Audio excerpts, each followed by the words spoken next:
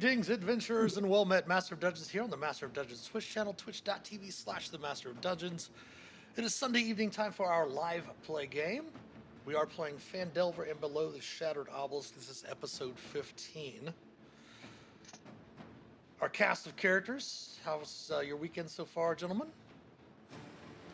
Very good. Oh, Yeah, nice good. weekend. Nice, Yes. nice.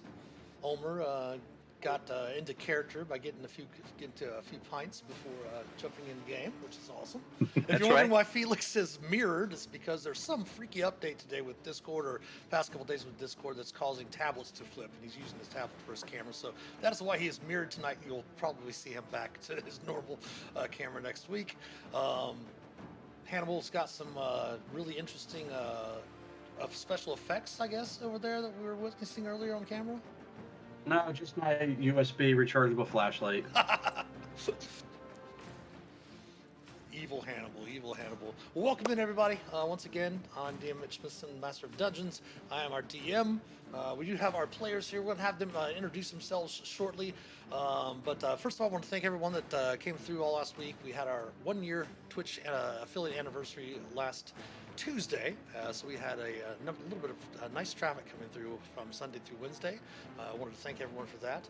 I did also want to note that tomorrow, hello Nova, welcome in. I did want to note for all of you players out there, and DMs and GMs of course as well, tomorrow, March 4th, is International Game Master Day. So if you have a game master that does stuff for you, runs your games, all stuff like that, maybe treat them to a new game, a new board game, a new supplement or something like that. I do have a wish list on Roll20. I'm going to post that in our chat. I'm also going to post that in our Discord channels as well. If anyone wants to drop by there, pick up anything for International GM Day tomorrow, that'd be awesome. You could also, if you want, donate to subscriptions for my pro account there on Roll20 as well. We'll post that also on our Discord channels for all of our members for that as well. So happy International GM's Day to all the GMs out there. And we hope you have a great day tomorrow as well, and enjoy the rest of the evening tonight. But we are playing some D&D, so let's go ahead and reintroduce our characters. Let's go ahead and start with Felix. Felix, go ahead and remind everyone who you are playing. Oops. I am playing Felix. I am a Lightfoot Halfling, Order of the Scribes Wizard, level 4, with the Urchin background. I am from Neverwinter, and I am now traveling with what have become 2 of my best friends. Sharon says. 3 of my best. I know who's not getting healed tonight. Thank you very much, Felix. And next up, we have Hannibal. Go ahead, Hannibal. You betcha. Hannibal Kane, Hill Dwarf, Way of the Ascendant, Dragon Monk with fabulous chest hair, extra key points, and a beautiful heavy axe called Hugh that likes to chop down trees and people that act like trees. It's I'm assuming you call it Hugh Axman. Yes. Excellent. Excellent. Thank you very much, Hannibal. And then we have Ulmer. Yes, I am playing Ulmer Wakefield, the half-orc barbarian, if you will. He's a sailor background. He's also from Neverwinter, and he met these guys through an acquaintance, and we've been adventuring for quite some time, and he feels like that they are now his crew, and he's very loyal to them. But he might be a few screws loose every now and then, but he's not the brightest fellow, but he is tough, and he likes to try to help out the best he can. Excellent. Thank you, Ulmer. Everyone go ahead and start. Go ahead and refresh your inspiration if you don't have it still from last session. Also traveling with this motley crew is Shaelrin Moonrise. She is an NPC cleric that is traveling around. She is a Twilight Domain cleric. Don't really know much about the character. They do have an idea. She is a wood elf, of course. She is Twilight Domain. She is 4th level as well. She is from the High Forest, the wood elves from the High Forest. They really haven't did a whole bunch of discussion with her, maybe a little bit of stuff while they're traveling here and there. But her main goal, which is always hard pressed to do, is to keep these guys alive. Yeah. But last time we were playing, Yes. we did stop in the middle of combat, so we're going to jump right into it. They are in the Wave Echo Cave, searching for this this figure that they all know of, named the Spider. And they are in the middle of a fight with some bugbears. And the bugbears are up. Keep in mind that Hannibal, Felix, and Ulmer, you all still have Bless on as well. So make sure that you have your Bless turned on. Next person in Initiative, Nova, you should be able to see the turn order up here. The bugbears are currently up, and after that will be Felix. Felix will be up after the bugbears are finished. Okay, so bugbear on Hannibal, and a bugbear on, I believe it was Ulmer, since Ulmer was pounding it from behind with the with his rage and such like that. All right, so bugbears are up. Bugbear on Ulmer. Morningstar attack. Oh, why is that chat all the way up there at the top? Let me scroll back down there. AC of 19 for 3 piercing, Ulmer. That would be For since you're a little raging. bit of damage. And the one on Hannibal will miss. Felix, you are up. And you have advantage, Felix, on your next attack roll, as Nova Drake could just redeem some gold pieces. All right. Well, let's. Nice. I'm going to add those alerts to wherever they'll pop up on our screen, too. Let's take a shot at this one here. See if I can Okay. get a shot in. How many spells do I have?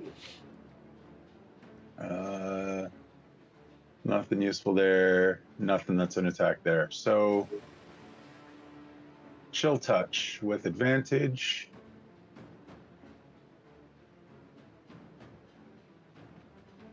$23 to hit That will hit indeed. for 1 whole point of damage. There's our rolls. We had Start 'em off. we had our stream last Tuesday. Nice, you like that alert there? Nice. There you go, Nova.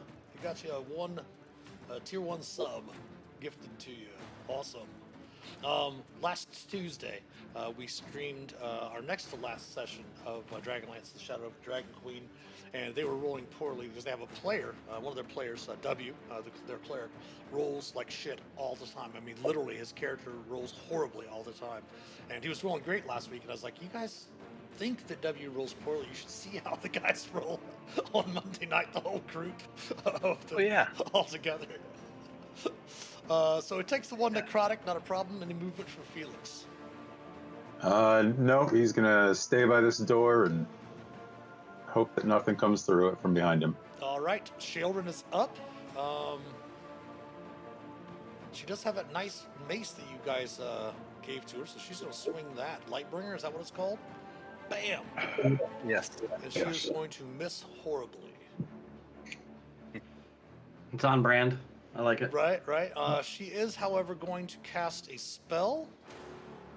She doesn't have a whole bunch of them left, but she does have some level 2 spells left. She is going to go ahead and cast a 2nd level healing word as a bonus action to our Barbarian. Healing for 6 points of healing. Awesome. Ulmer. Thank you. Thank you, Shailrin. And then we have the top of round 5. Hannibal's back up. There's still 2. Guess I'm gonna go for the one that's more hurt to my north. Swing Hugh. All right, swing away. A crit. A crit. Where's my buddy Zard? I know he's not on right now, but that's for you, Zard. Yeah, so if you watch this back after you had logged off last night or last Sunday, he crit twice in a row for 12. Oh my goodness! I don't know what's up, so I'm just gonna throw 1 punch. Okay, bonus action. That will hit. It's not my beautiful wife. These are not my beautiful dice. What's going on here? Kills it. Talking heads action. Nice. I'm just gonna duck over to here. And that'll be my turn. All right, Ulmer. All right. I'm just going to jump off of this bed and plant my feet and swing my long sword called Talon.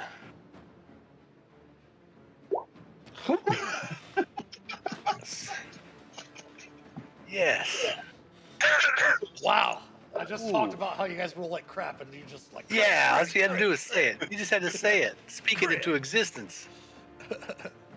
Let's see, 16, 17, 18 points. Whew. Oops. There we go. So close.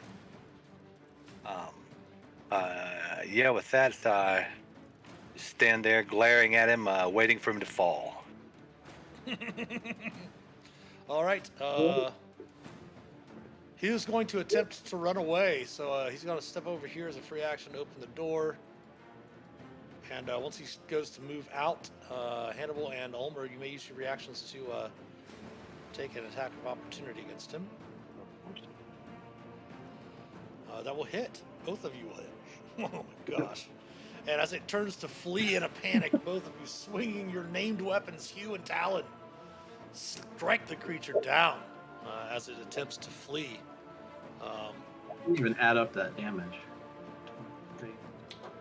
15 plus 14, 29. Nice. Taking you out of combat.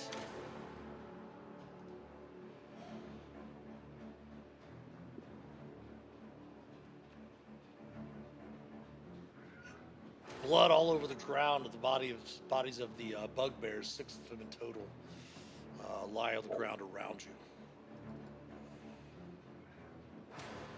Again, shortly after the battle's over, the rumble of the waves. You know their location now up to the northeast from the underground lake and such like that. It's kind of slam into there again. You can feel again the rippling underneath your feet and the rumbling underneath your feet. Blood. Wiping the sword clean, sheathing it, calming back down. He's no longer raging. Takes a deep breath and kind of looks around like, all right, which way do we come in? Left, right? Sharon does lean down and start checking the bodies and such like that if anyone else wants to do so as well. Oh, yes. Sure. Other than their morning stars and a couple of just normal javelins, the largest bugbear, kind of like their boss that was one of the last ones defeated there, does have a pouch that contains what appears to be 15 copper, 5 silver, and 6 gold, and then 2 gems worth 10 gold each. And there's a vial in his pouch as well. Color, smell, taste, sippy test. Yep, easily can tell it is a potion of healing. Oh, excellent. Potion of healing. Somebody just had to use one of those, right? So it's good. Yeah. Sharon does mention that it would be wise probably to take a short rest. That's the key. So she wants to know where you would like to go to take this rest. You should still have your Explorer mode on, so you should be able to zoom out here of the map a little bit. I'm here. There, back to the Crucible. Back to the... I meant the one where the she's one below. in the closet, because there's only one entrance. Yeah, okay. So think it's the we'll come only- back down over here to this one. Yes, sirree. All right, what I'll do is I'll just grab all your tokens and move you all down there. So give me a moment. Oops, I just want to pick one of the doors. This Felix is right there. There we go.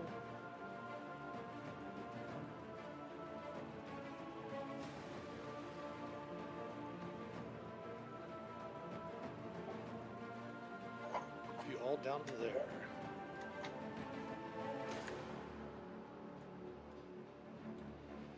All right. So do me a favor. Let's go with Hannibal first. Give me a roll 20, please, Hannibal. A D20. Roll me a D20. You betcha. All right, excellent. You can take your short rest without a problem.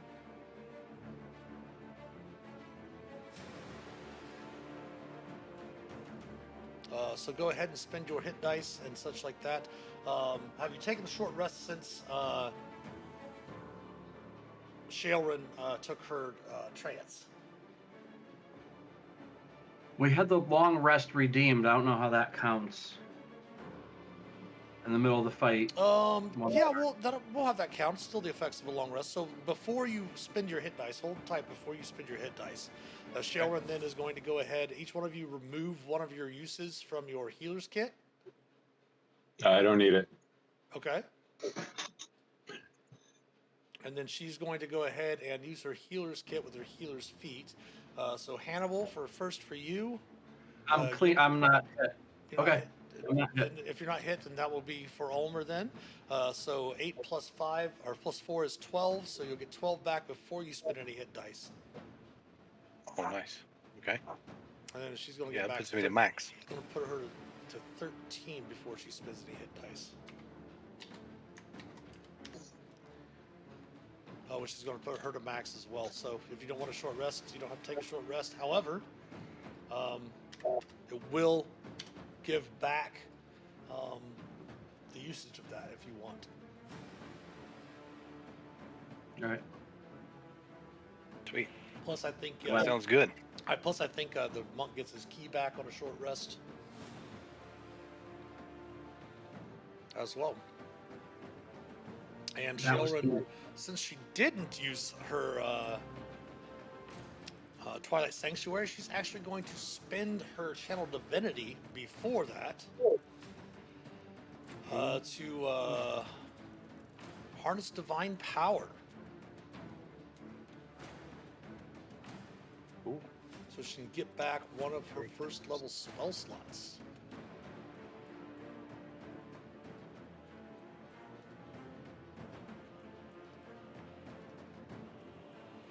And then you can take the short rest. All right. Where to next? It looks like there's still a little bit of area. Let me double check Ulmer's view here. Control L. There's still an area right over here. If you can see my ping over here. Yeah. That Okay. you didn't examine yet. And then, of course, you do have the areas up to the northeast. I'm sorry, northwest.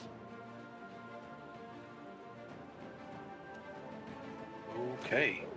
Well, let's go to the unexplored area nearby, directly southwest of us, and then go from there, go up to the north. Okay, we're going to put your tokens right down here.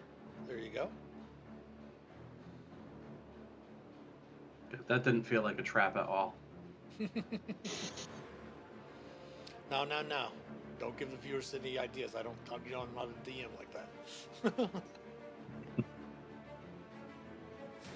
Let me place you right here in this trap. No. That would be horrible. Looks like a room. Okay, I guess we're not blessed anymore, so Correct. take that off. Yeah. Hmm. And the ready.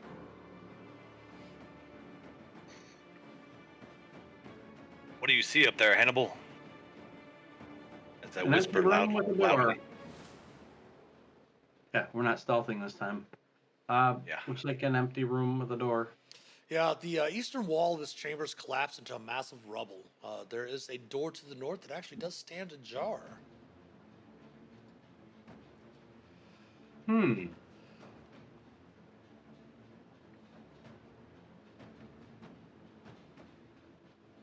Ulmer goes up to the wall and kind of stands there and kind of peeks around into the doorway. It looks like a fairly good-sized storeroom.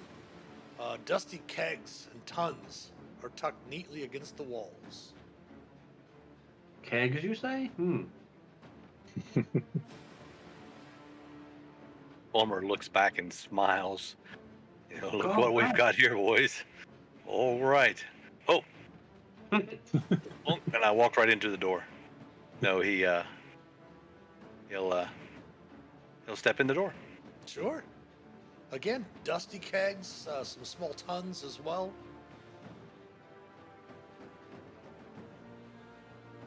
From the look of them, the majority of the ones you see kind of are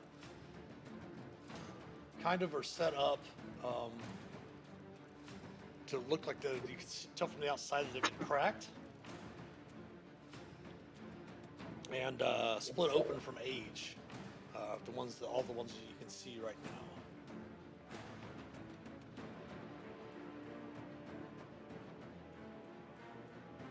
Go investigate a little further. Hold on a second. I just noticed something in chat over here. Why in the world is it doing that? I turned off I had Streamlabs turned off the profanity filters except for certain words. And asshole's a word that's permitted you to say. I don't know why it's doing that. I'll have to check it out when we're done streams. My apologies. Sorry about that, Nova. We'll figure it out.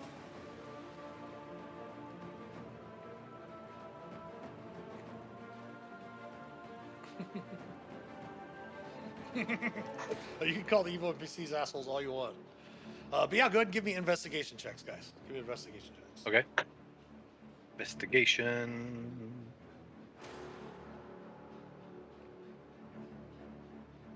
Not proficient, but I'll be. Oh yeah, that's looking it. through, it pretty much most of them, almost all of them, I should say, have been cracked and split open from age, very dusty. The contents of most of them have long evaporated. You do find 1 ton of that does seem to have some liquid in it, but it is written in Dwarvish on the outside of its label, and it does say, reading Dwarvish, it does say Dwarven fire wine. I point to that cask or that ton and tell Ulmer we're gonna want this one when we're done. Oh yeah. Yeah, the ton itself could probably pour about 12 pints.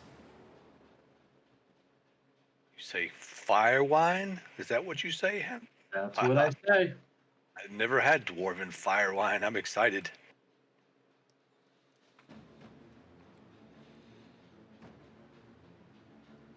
And he hands it to Felix and he walks out.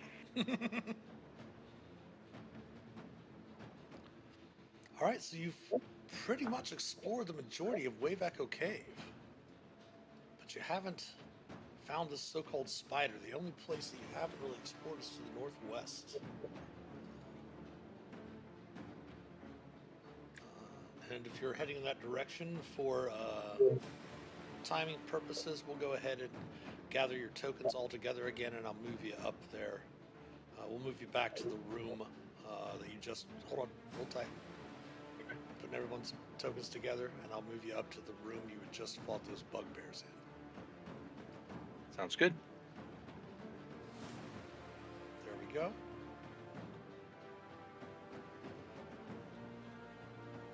And you note that there was also, when you had entered this area here, you'd come in from the area where the furnace and the bellows came from. Okay. And The there's flaming skull guy. Yep. Yeah, the it looks flame like we've got an skull area guys. up here we can Yeah. start going towards. All right. Well, this intersects with the chamber we were in before up here. Uh-huh. We didn't go that way. So, all right, let's do it.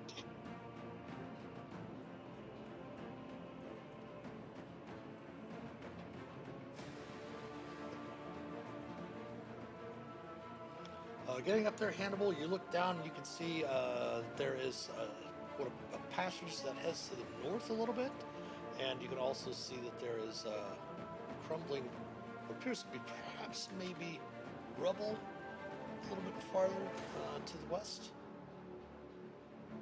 But of course, the stairs leading down into the area where the bugbears and the drow/doppelganger were looking for some sort of treasure, of which, of course, Ulmer is wearing now. Ogre gauntlets, strength. Gauntlets of ogre power, yes.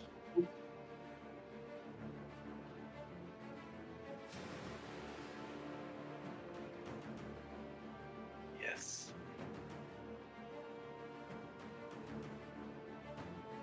Okay. Do we, Ulmor starts tiptoeing. yeah. Yeah, if you want to make a group stealth check, feel free. Ulmer, shh. I'm trying. These damn gauntlets, they're awesome, but they clink. I'll make a stealth check for Shaelrin. Ooh, 22 for her. That's a pretty good group stealth checks. 10 being the lowest, but you had a 15, 16, and 22. So yeah, you're fairly quiet as a group overall. Sounds good. And yes, there's a set of double doors right there. Doors. Door number 1 or door number 2? Left or right? Right. The one where you're at. Alright, so I threw open the door on the right. Quietly. Go ahead and open both of them for me. Ah! All right, real quick, before we do anything else. Hello. Hold on, let me move Shaelrin over here, then I'll give you a description of the room. 6 cracked and splintered marble pillars line the walls of this hall. A 9-foot-tall statue of a dwarf seated on a throne. A mighty stone warhammer across his lap occupies the north end. Large emeralds gleam in his eyes. Dust and debris have been swept into one side of the floor. Half a dozen bedrolls and packs are neatly arranged around a roughly built fire pit, I should say, before the statue. A wooden table stands on the west side of the room between the 2 pillars. 2 bugbears stand by the table, flanking a drow dressed in black leather armor and robes. The drow clutches a black staff with a carved spider at the top and frowns as he looks around to the bugbears and does not seem to note your stealth check. I don't believe so. Let me double check his passive perception.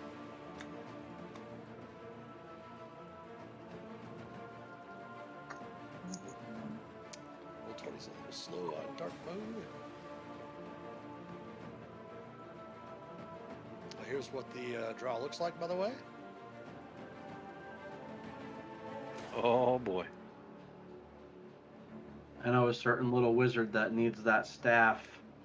Look at that beauty. Another staff? Alright, fine, I'll sell it.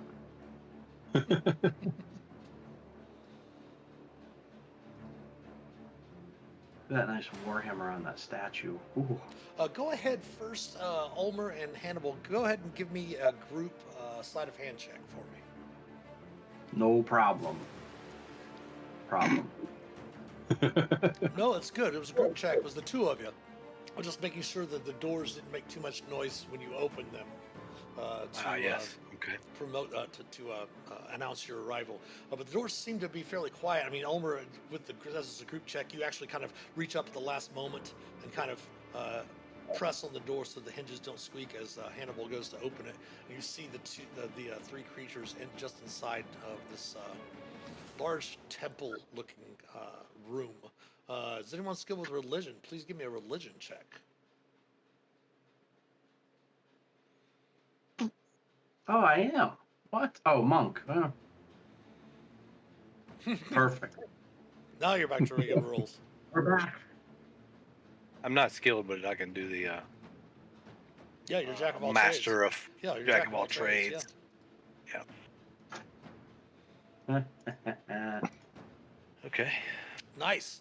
Ulmer, you do recognize that it does indeed seem to be an old ancient temple to Dumathoin, who is a dwarven deity of like hidden treasures and things of that nature. I'll recall that, and I'll speak to that very quietly. I knew that. Oh yeah, yeah. See, I just had to remind you. Yeah. What you do? The door's standing open right in front of you, and if you don't Okay. decide to do something soon, they're going to note that the doors are open to the south. Okay.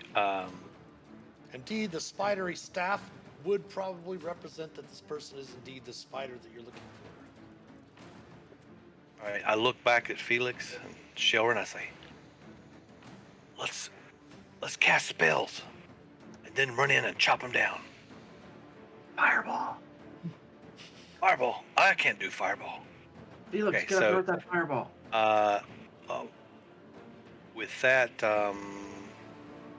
as hopefully looking at their approval, as he will cast fairy fire. Okay. On, there. Fair Fire will get is a 4x4 square, so we'll get all 3 of them. But that will, of course, start your initiative. So Yes. Fairy Fire, the spell save is a 12 dexterity saving throw. Attempting for the bugbear Dex save, first. yeah.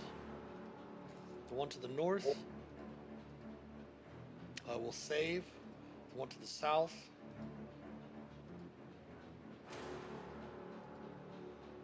will fail. Nice. And yours is purple, you said? Purple. Yeah. Excellent. And then the spider will attempt his saving throw. I don't think he has. He does not have any spell resistance.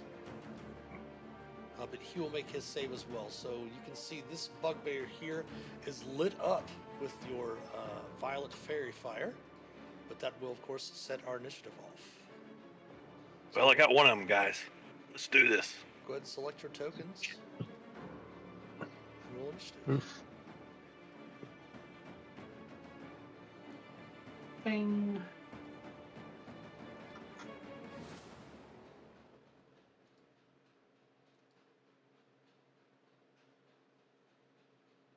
All right, let's go ahead and sort this.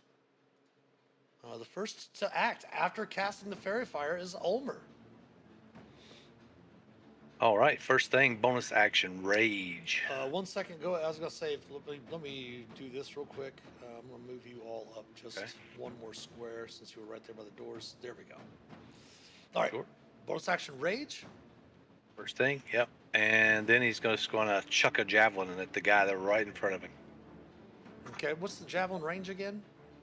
1 moment. Let me look. Because you might want to move I think forward. it's- Yeah. Well, he's going to be running in, so I guess we could run in and do it at the same time. And running and chucking one, but javelin. Let's see. Range. Oh, it's not.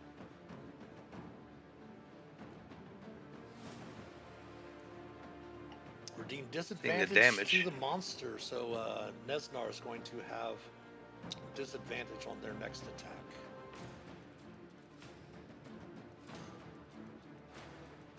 Nice.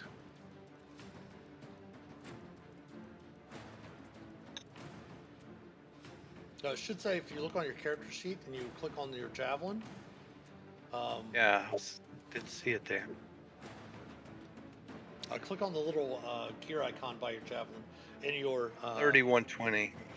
So you'd have to be within 30 feet for the attack to actually have advantage. Otherwise, Oh, there it is. I see it now. Yeah. 3120. 30/120. yeah. So 30 within 30 feet, it's a normal attack roll. Obviously, you'd have advantage because of the fairy fire. If it's in 120 feet, you can still attack, but it becomes between 30 to 120, 31 to 120, you'd have a disadvantage. But you move up there, perfect, and you can throw with advantage at the bugbear, since you are raging also. Chuck. There we go. It didn't work. Oh, It's a we little tried to. Roll 20 is rolling a little slow tonight, so Okay, so if it pops up twice, then yeah, no worries. it's going to be the first roll. Just click it again. Yeah. I'll click it from the page, I guess. I don't know what's going on with it. a 16. You're not blessed this time. Oh yeah, sorry. Unfortunately. Let me cut that off. Cut that one off. But a 14 will miss the bugbear, even with the advantage. 14 was your Okay. highest roll. Anything All right. else for Ulmer? He kind of ran up this far, and then he'll go ahead and finish up by running. Let's see what it did. No, you can't cast spells by rage, but you can concentrate on things you cast before, correct?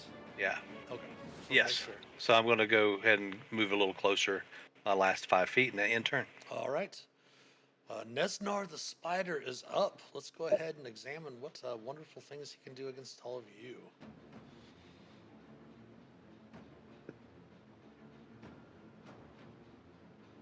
Looking down, he's going to take a page out of Ulmer's book.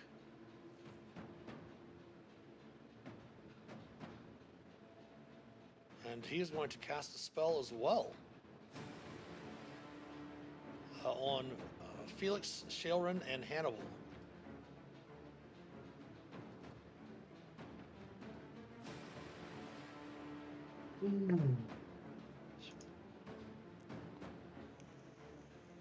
Please give me a dexterity saving throw, DC 13. No problem.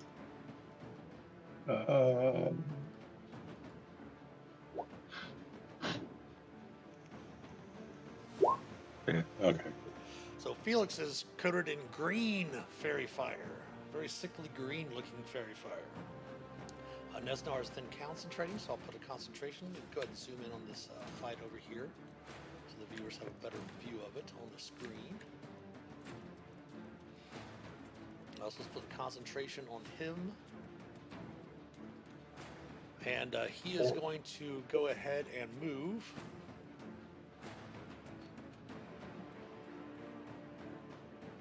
He's going to shout, "Kill them!" to the bugbears. Hannibal, you're up.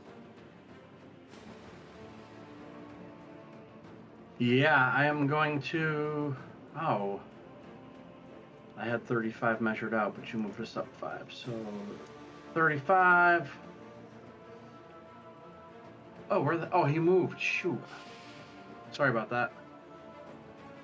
I didn't notice that he had moved. I thought I was moving up to the weirdo. So I would have moved this way to almost 35. 5, 10, 15, 20. And I'm just going to chuck a dart at the person who tried to fairy fire us. Killing him dead with a 9.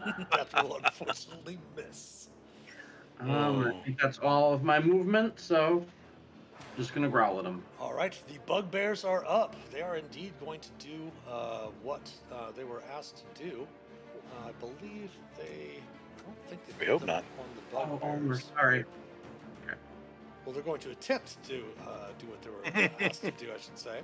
It's so weird that they only give them a reach of 5 feet when PCs get longer reach there. Let me see here. What's the movement there? Let me see. 5, 10, 15, 20. Yeah, this was going to move. Actually, this was going to move. Let's see. 5, 10, 15, 20, 25, 30. Down to here. Nice. Just feeling left out. He is. Ready to attack.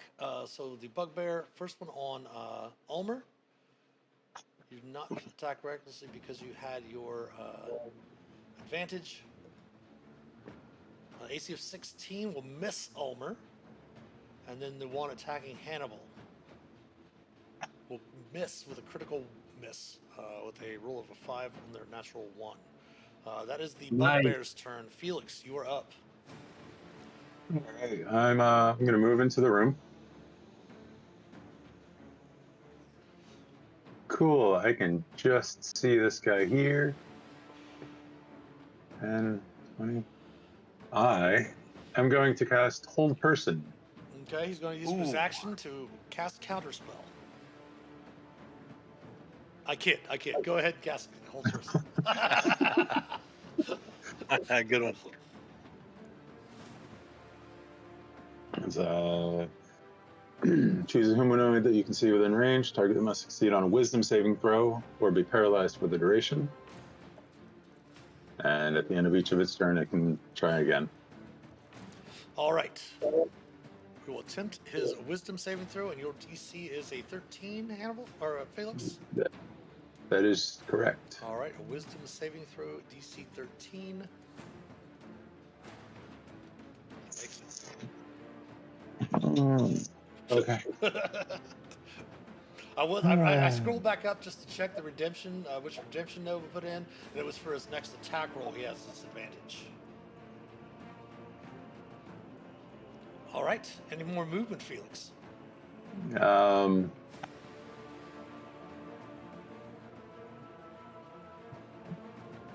No, I think I'm gonna. That's what? 10, 15, 20, 25. I'll move to there. Okay. End of turn? Yeah. Okay, she runs up and she whispers to you as she steps forward. 5, 10, 15, 20, 25, 30. Right beside Hannibal, and she says, "Good idea." She too will try to attempt to cast Hold Person on the wizard. He will attempt yet another wisdom saving throw.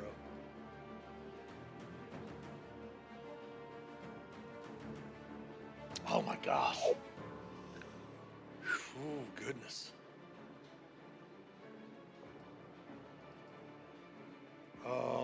Okay.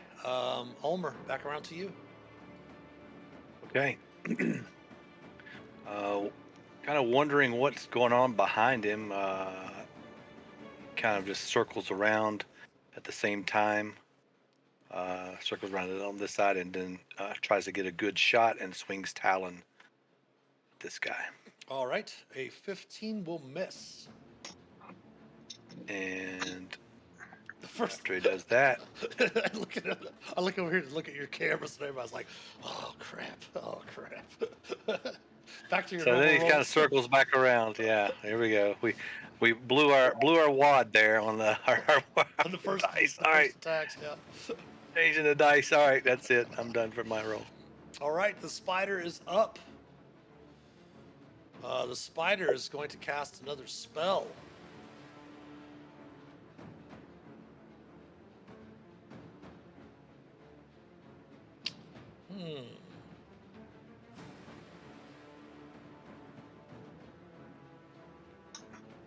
He's already.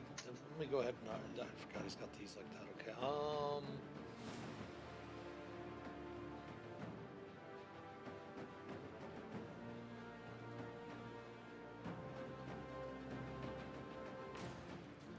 And doing that, he's going to actually go 1, 2. Open the door. Actually, no, he's not. He's going to go 1, 2, 3, 4, 5, 6. Hannibal, you're up. Damn it. That changed things. Can't freaking get to him. Oh, dashing. Alright, in frustration, I am going to move to this side of the bugbear and use my DM inspiration and smash him with Hugh. Okay. 25 will Thank hit. God. All right. Yeah. Good call. And then I'm gonna get pissed and burn a key point and punch him twice. Oops. Flurry of blows. What in the world? There we go. The 19 will hit and the 23 will hit. For 10 Drop more. the key. And Excellent. the spider hears all the damage, it gets so bad and scared and comes back, right? Nope. End of turn. Yes. All right, the bugbears are up. Yet again, they're going to swing at Ulmer and at Hannibal. Ulmer, 12 points of piercing, which is only 6 points of piercing, since you are raged. But do me a favor and give me a Constitution saving throw DC 10.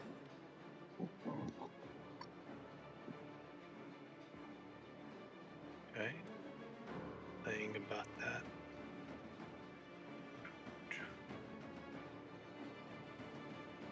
Nice. Do not lose concentration on the Fairy Fire. The one that is on Hannibal will swing its Morning Star as well. Missing with a 12. Felix, back around to you. All right, I can just barely make out the corner of his robe around the corner there. Yep. Where'd my character sheet go? I'm going to try and cast.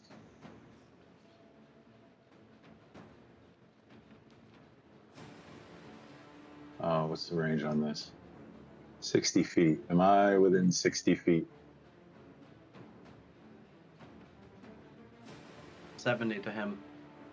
70 to him. Okay, I can move closer though, so go 10,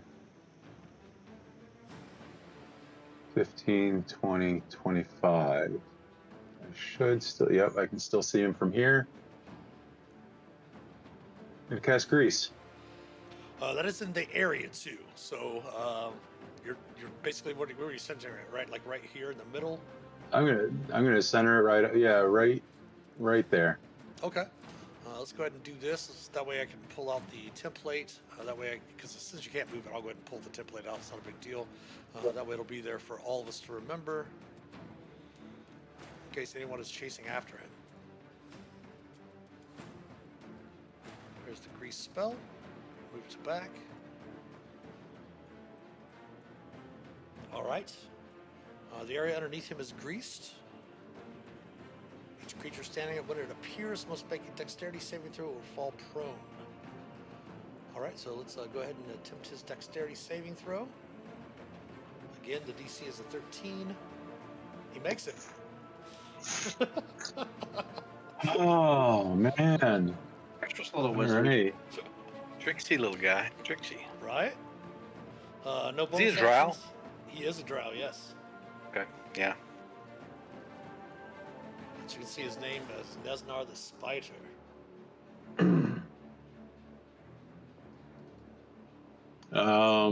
I'm not close enough to him to pull him anywhere, so I don't think. Actually, let's check that. I think you're 45. Yeah, I think it's within 30 feet of you. Yeah, and he's outside that, so 10, 20, 30, yeah, about 45 feet. Okay. Shield All right. Looking nothing in redemption wise. Let's go ahead and she can still see him from that from where she's at. Oh man. She's going to attempt to cast this on him. It's her last second level spell too. She's going to try to blind him. Constitution saving throw. DC 13. Oh my gosh! Oh my gosh! This guy does not want to go down, does he? No. No, he does not. She still does have a first level spell remaining, but she's going to hold tight to that for now. She is going to go ahead and move up over here beside this bugbear with Hannibal. So next up is Ulmer, top of round 3, I believe. Yep. All right. Same thing, just circling back around this bugbear and going to feint left, feint right, Swing with advantage because of the fairy fire. and swinging. Critting. Woohoo! Go. There we go. So 14, 15, 16 points. Nice. Anything else? And just continue to circle around. That's it. All right. The spider is up next. He is going to use half his movement to stand up. Actually, no, he doesn't have to because he did make his dexterity save. So he is actually going to go ahead and move. let me double check on grease. When the grease appears, this creature makes a saving throw. If a creature enters the area or ends its turn there, must make another saving throw. Okay, so it is going It to... is also, it's difficult terrain. Difficult terrain. Perfect. Okay, so 5'10", 5'10" over to here. He's going to take an action at your monk. Critting. Dealing 9 or 18 poison damage to your monk. Doesn't he have disadvantage on this? His first attack roll since The coins. Oh yes, he does have What? disadvantage, so it's not a crit. It's not a crit. Yes, from the redemption. So it's only 9 points of poison. And then he's going to go as 5, 10, 15, 20. Good call. There you go. Good call. To there. Hannibal, you are up. Good reminder. Good reminder. So just 9 points of damage. Do you need a con save if it's poison or no? No, it's just straight poison damage. Sexy. Okay. I'm gonna hew at this fool to my west again. That will hit. That will finish him off. Okay. 10, 20. Oh, fuck. Open this door. No. 30. Oh, I'm stuck. I'd like to. One more is 35. Right there. One more. Are you stuck now? Oh, no. Oh, wait, wait. Hold tight, hold tight. Let me remove the lighting barrier there. There's a lighting barrier right there. So we don't want you to get stuck on those. There we go. Right, and I couldn't see where the spider was moving. I was hoping he was here, but he's not, right? Nope, I don't see him. You can barely see the edge of his token right here. Right there, okay, good. All right. If you want to chuck a dart. Oh.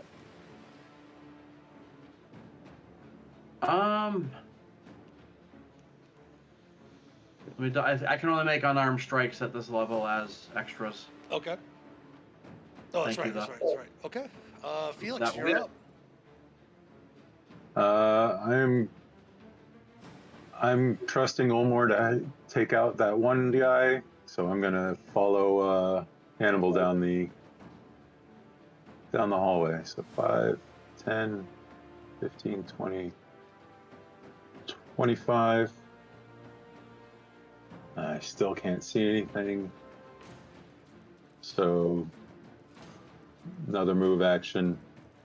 5, 10, 15, 20, 25 to there. All right. Sheldrin is up. She's going to try to attempt to aid Ulmer to get out of the situation. She's going to swing her mace at the bugbear over here. She will hit with her mace. Nice. She will do 4 bludgeoning.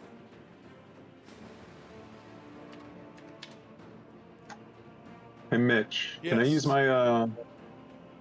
use my bonus action from the last round to try and do the telekinetic pull? Oh, you can tip that. Go ahead. That's fine. All right. Attempting his strength saving throw. Oh, he's going to fail. Yeah. Suck it. All right, pull him into the grease.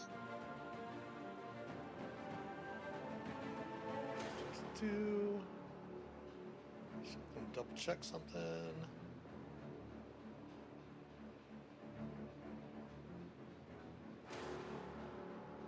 Okay, enters the area, so we'll attempt another dexterity saving throw. You'll make it.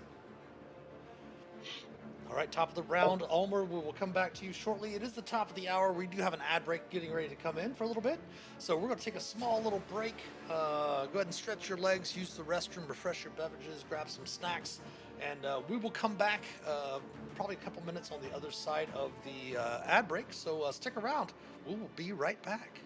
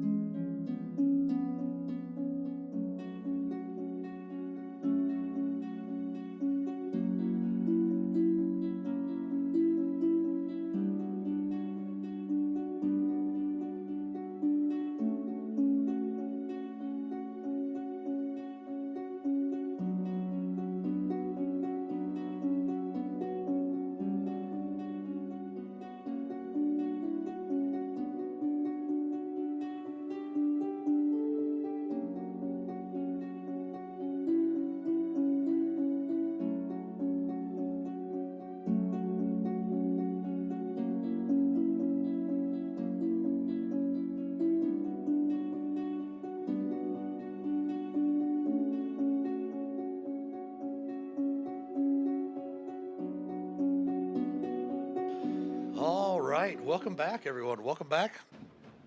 This side of the ad break.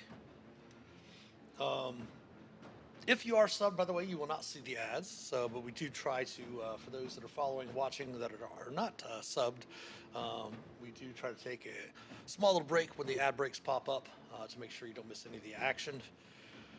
All right, we are at the top of round 4. Nesnar the Spider has been giving him a bit of trouble. Not necessarily really damaging you very much. He's only did 1 damaging spell, so it wasn't a crit because of Lucky Redemption earlier on. But it does seem that we did have another redemption from Nova, or no, this is from Sheaves, did this one. Gave Ulmer advantage. Yes. We will. ready We're for going it. to hold it for now. We're just going to hold that because you do have advantage on the attack roll already from Fairy Fire, so we're going to hold that in reserve for Ulmer. But Ulmer, you are up. Okay. Swinging talon. I say, Shellern, we got this. And I swing, and 15 will miss. maybe we've got this. Eventually. And She says, "Go help them. I've got this guy." okay. Yeah, come help us. Yeah. So he takes off, getting a run. We'll attempt, of course, to attack you with it's an opportunity attack. It will miss, of course. Great. Okay. All right. Is that all you movement? And that's it. End turn. All Yep. right. The Spider is up again. He's going to step back over to here, Oh, I had one more movement. Sorry. and he is going to blast a poison blast at Felix. AC 11 will miss. Does he gain advantage for Fairy Fire? Oh, yes, he does get advantage for Fairy Fire. Thank you very much. So that'll be 21 poison then for Felix. Nova Drake redeemed disadvantage to the spider. That would put it down to 11, so it'll miss. Because it would be Okay. it would be a straight roll then. So Thanks, it's Nova. 5, 10, Wow. 15.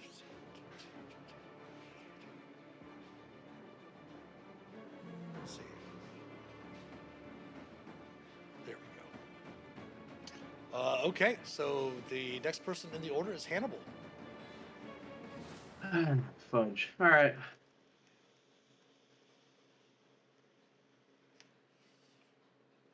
Guess I'm on step. Where the hell did he go? You do need to give me a dexterity saving throw, though. Okay. DC's I'm only gonna a fall 13. right on my ass. Yep. Yep, and Hannibal falls on his butt. Mm-mm. Sorry, Hannibal. It might be easier to just put the prone condition on your token instead of turning it around, but that's up to you. So it's only 5 feet of your movement. And you have how much movement do you have? 35. So it drops you down. You can use 15 of it to stand up, Yep. which means you still have 15 foot of movement. Where the hell? Keep in mind that would have been 5, that would have been 5, 10, 15, 20. So I'm sorry, you would have had, you can move out there. No, go ahead and move over to here. That's fine. Move there. You still have 5 more feet of movement. Okay. Then, of course, if you want to use your action to dash, that's up to you. Thinking I will. 10, 20, 25, 30, 35. And I just blow him a kiss. Okay. That's all I can do. Felix. Damn it. Way to go, Hannibal. What? Oh, All right. it's really difficult to hear over the rushing water. that's right nearby, and the slamming of the wave echo cave again.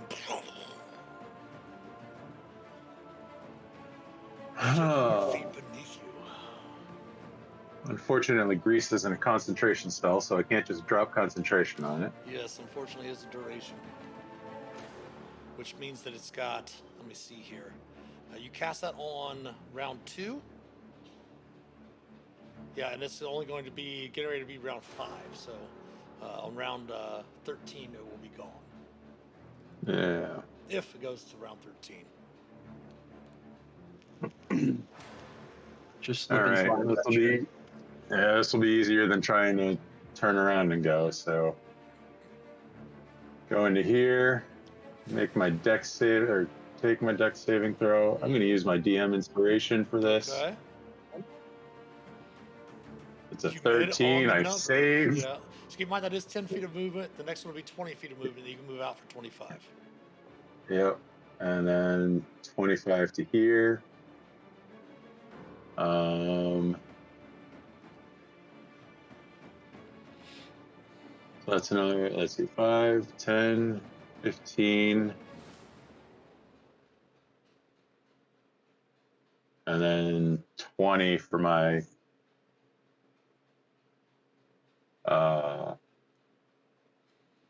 action. Okay. Dash action. And that'll be me. All right. Sheilrin is up then next. She will swing her mace at the remaining bugbear. She will miss. But to I think to help out, she's going to go ahead to make sure that she does stay up. She is going to. That's a bonus action. Never mind. Yeah, she's going to use the last spell slot before Ulmer gets out of range. 5 healing, Ulmer. Thank you. Top of round 5, Ulmer, you are up. All right. There's Zarda. There's Zarda. That's Yeah. funny. You missed it last week, Zarda. After you logged off, Hannibal did like crit 2 or 3 times, which was really nice. He also started the game critting, but then their rolls have definitely cooled off. Okay, I run to there, Now and you then will have advantage on this check, Ulmer, because of your danger sense, and you can see it there. You know that it's there, and as a barbarian, you do have advantage on your dexterity saving throws. Okay. I was thinking about jumping. Yeah, you can do that. What's your I was strength? gonna try to jump to Your here. strength is Strength of 19. Yeah, your strength is 19 now. I can't really jump around that corner. You could jump across over to here. Okay. Sure. I'm not going to make you make an athletics check, but that will use up how much movement did you move to there so far? I moved to 30, and then I had An the extra- 5 movement. Yeah, so that'll be. You have 5 minutes remaining. I had it before yeah, right there. That was the 30 right here. So then you would have had to have used your action to dash then. Okay. All right. Because it's a 10-foot thing, so your movement, you didn't have enough movement left, so you would have had to use an action to dash, and then you could jump across. see. Yeah. What if I moved here? Could I jump that way? Not really. I mean, you don't have enough movement. The whole point being is that you don't have enough movement to jump that far.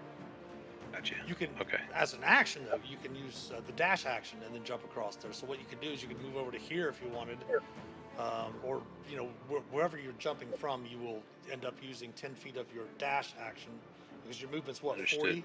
Is it 40 normal or 35? 35. Yes. So Yeah. so you still have 25 feet of movement being over there. Okay. Got it. I'll get up beside Felix. All right.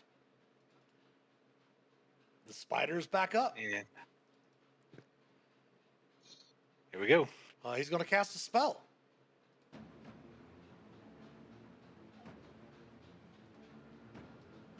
Can I punch him as a reaction? Unfortunately, he can't. He's going to cast darkness.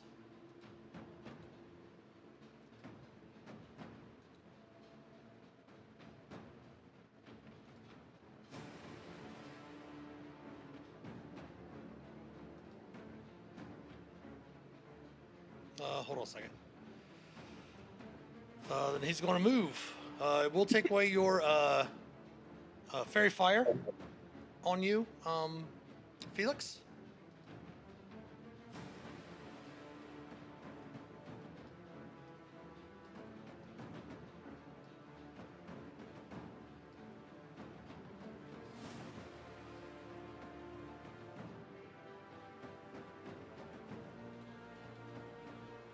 And then Hannibal, you're up. All right, what are the odds of me knowing which way to run? With your passive perception, you did hear splashing to the south of you. Okay. We'll pop down 10. Oh, I can see I'm now 10. Sweet. 15, 20, 25, 35. Keep in mind, this is difficult terrain. Yeah, with the water. difficult. Yeah. So I was here. I moved out 10, 15, 20, 25. So I wouldn't have gone through the water twice. 35. Okay. Samesies. Ooh, I'm gonna that's secure. Thank you very much for the Prime subscription. Very much appreciated. Got our new alerts on the screen now. I like it.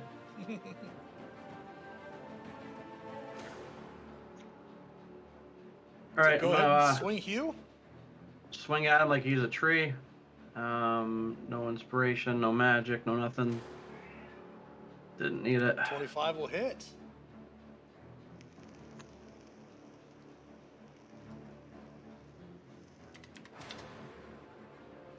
Right, I'm gonna. Might as well, right? This is what we came for.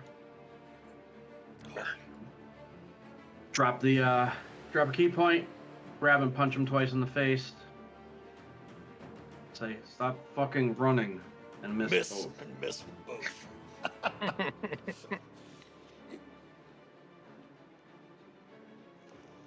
That's all I can do. All right. No, we just got a redemption for advantage for Hannibal. Where? Well, it would have. You still would have missed that would have been on the monk First unarmed attack, strike. yeah. Yes, that would have been 11, so it still would have missed, unfortunately. Sorry, Can't believe- Nova. I can't believe. I No, failed. that was from Fingers. I can't believe Fingers is actually trying to help Hannibal. Right? That's why it didn't work. That's why it didn't work. Those are counterfeit gold coins. All right, that brings us around to Felix. Bitcoin shit going on. Oh, right, my turn. Okay. Yes, do your best. All I'm asking is, please, all of you, do your best and try not to meta, considering there's supposed to be a darkness around you, all this stuff like that. Obviously, on the screen, you might be able to see a little bit differently. What I should end up doing is, when darkness is cast on you, have remove your vision. Yeah. Oh, yeah. There's always that. Am I able to hear where they went, or do I have to? You would have to make an active Roll. passive. You would have to make an active perception. The only reason why Hannibal could hear is because of his passive perception of 15. With yours passive only being 10, you'd have to actually make a perception check as your action. All right, I will. I think I'll do that. See if I can figure it out. Yeah, 16. You could tell it they definitely went south. All right, so I'm going to. I know Ulmer was right next to me, Yep. but it doesn't matter since I'm small. I can move through his space anyway. So Yep. 5, 10, 15, 20, 25. Which way is the water flowing? The water is flowing this way. Let me pull out the direction thing. Water is flowing this direction. All right. Because you do recall, you see this stream, the water flowing out of the tunnel here. You could you had actually, when Ulmer had ducked into the water where you had fought the giant snake, the constrictor snake, he said that the water is flowing out. This is where the water is flowing from the room that had the constrictor snake in it. Okay. That's what those dashed lines were for in the hallway. I thought it Correct. was. Yeah. Ah, okay. Then I'm going to use my telekinesis again and try and pull the snake or the spider into the water. Okay. Attempting his saving throw.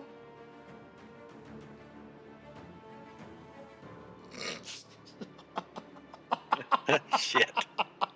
All right. This spider, man. This spider. I just want to know how many crits I'm going to roll for these MFers tonight. Damn spider.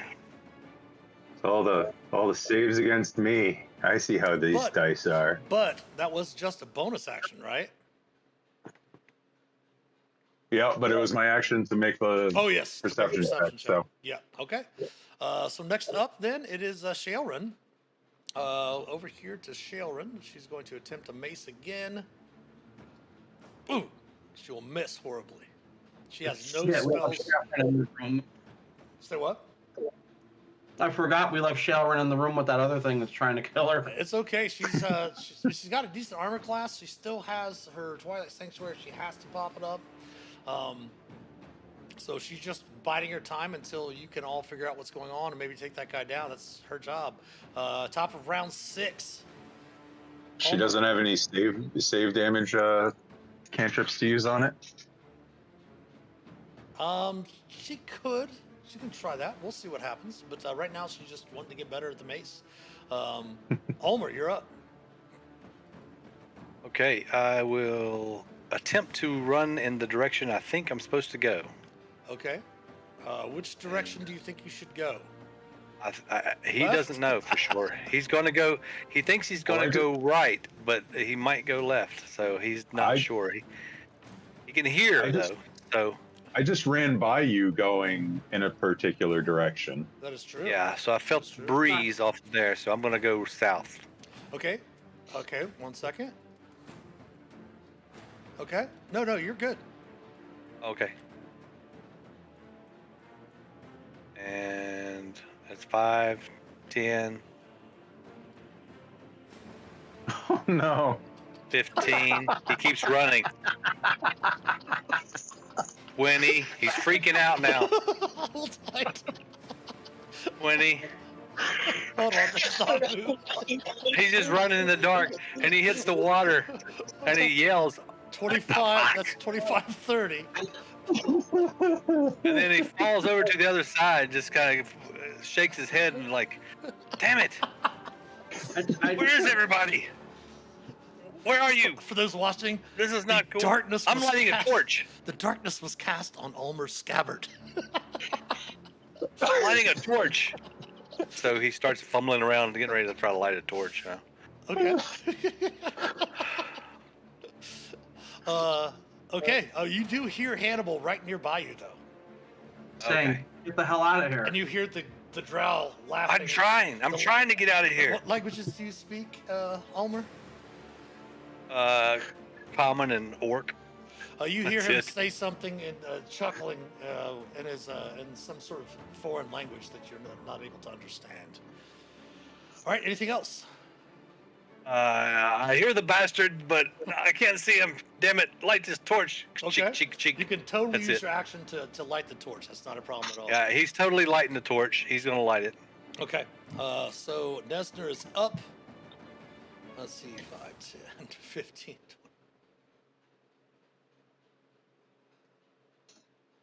20. He's actually going to go ahead and make 2 attacks at disadvantage against you, Hannibal.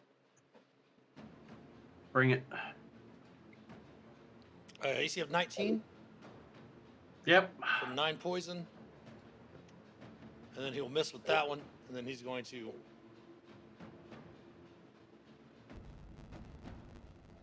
move to there.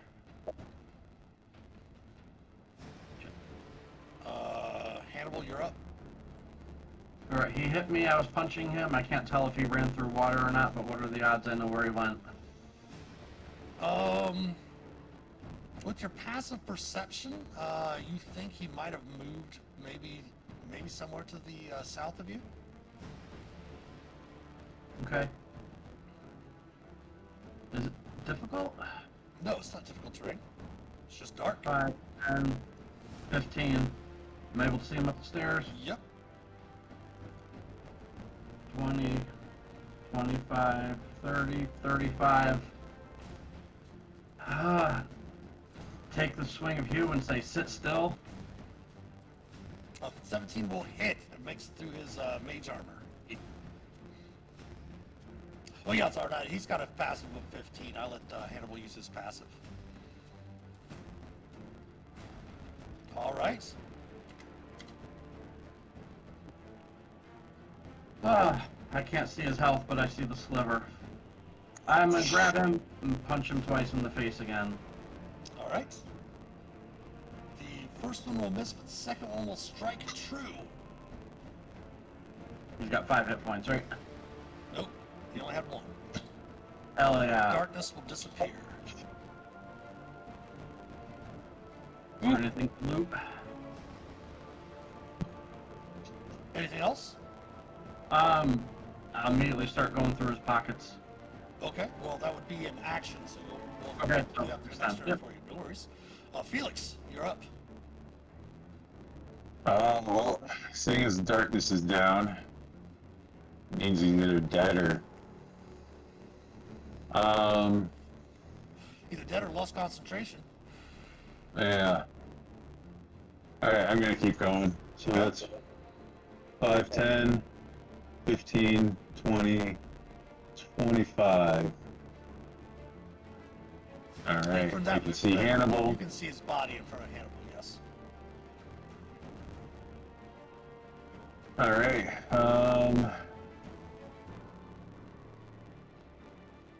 okay, so 5, 10, 15, 20, 25.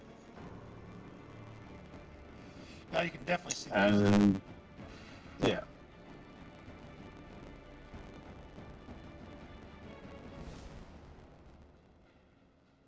And that'll be it for me. All right, Sharon is up. She is going to go ahead and try to hit him again with the mace. Actually, no. Let's go ahead and do the suggestions, since I'll take the suggestions from the player since she is an NPC helping them. He's going to attempt to toll the dead on the creature. He's going to attempt his wisdom saving throw. DC is 13. Oh, wow. Even then, that's crazy. See, that's why I didn't want to make saving throws. Dice are hot for the DM tonight for some reason. Homer, you're up. Okay. Homer, you see that darkness kind of shrink down into your scabbard and disappears. And he looks down at his flint and his flintstone here, and he's like, oh, "Wow, it worked." He stows that away, and he pulls out his sword. Your torch is lit, though. Yeah, he's got the torch, and he just stows that. Well, he keeps the torch, of course, and he's running up to see what his friends are doing. All right. You see the body of the spider right there at the top of the stairs. Oh, okay. Oh, I missed the party. It got a little dark back there. Oh, you killed him. Good job, Felix. Oh, shoot. I took the bugbears out of initiative there, or after Homer. Give me a second to put them back in. You want to go see how Sheldon's doing? We're not. Oh, yeah. We won't worry about its number. We'll just put it in there in the order. Okay. Yeah, So maybe if you we should. want to continue moving, you can for your action to dash, Homer. Okay. Yeah, he said, "Oh, I've seen this way before."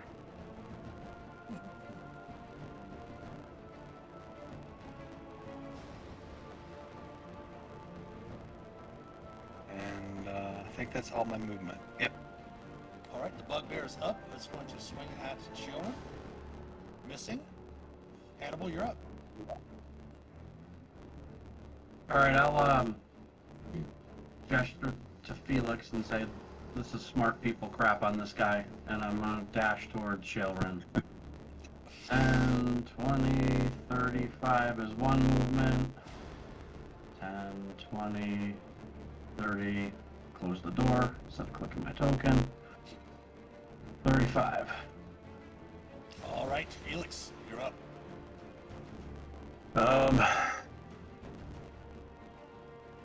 I can't get there as fast as Hannibal can, so I'm just gonna Loot the body. make sure the spider's dead and loot the body. Okay. They're searching.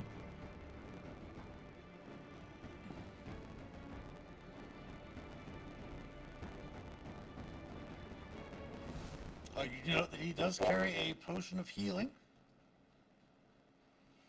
And he also has a staff and an iron key. The head of it shaped like an anvil. All right.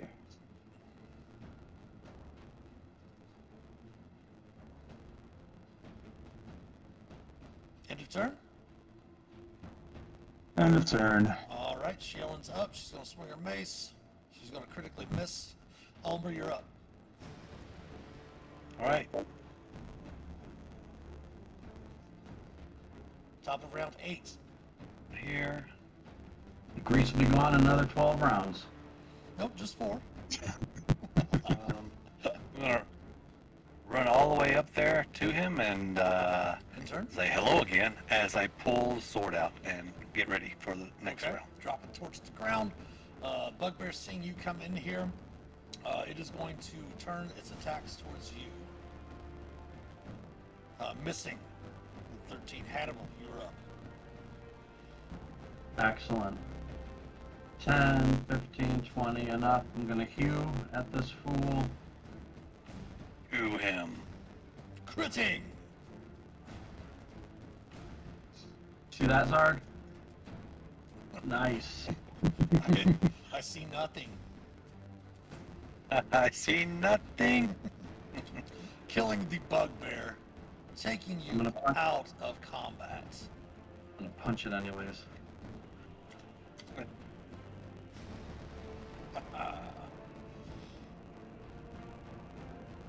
Alright. Check out this cool room more than what was described, or we good? Sure, you can check it out if you wish. As I mentioned before, there was a table that the bugbears were standing nearby. I'm gonna check out my uncle and his statue. Okay. Check around there. The statue does depict Dumathoin, the dwarven god of mining and secret hidden places. You do note that the emerald eyes definitely appear to be very, very valuable. I'm dwarf to dwarf. I'm not gonna do that, but I wouldn't stop anyone else from doing it. And I just, there's nothing else, no, since it's the god of Mining? hidden treasures, I'm feeling around looking for any, like, trapdoors, any, Go ahead fake and leg. give me a perception check. Felix, I will go ahead and move you here to the room. All right. You can definitely know that the staff is magical.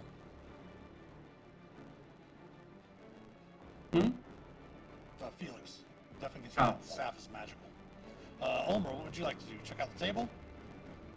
Yep. Check it out. You do notice the table strewn with notes and maps that definitely depict areas of the mine that you've already explored. It did note that that he did not know where the Forge of Spells was, but he did have the noted undead locations all across the map noted, and you can, just by looking at it, give me a survival check if you would. Okay. The Jack of all trades. DC is just a 10.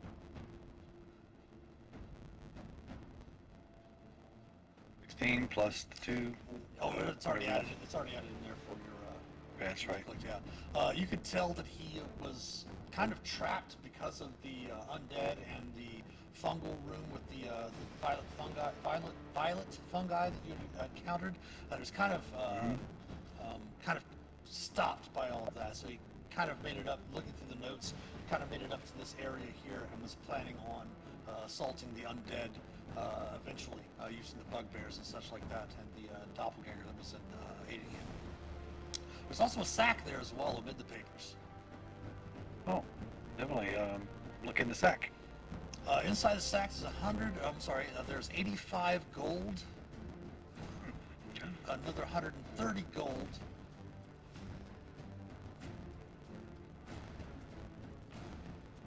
So what, 215 gold there, 225 gold there, I guess? Yeah, 215. So 215 gold total, 15 platinum pieces, and 9 small gemstones that are worth 10 gold pieces each. And there's a dwarven ale mug made of hammered electrum that's worth 80 gold as well.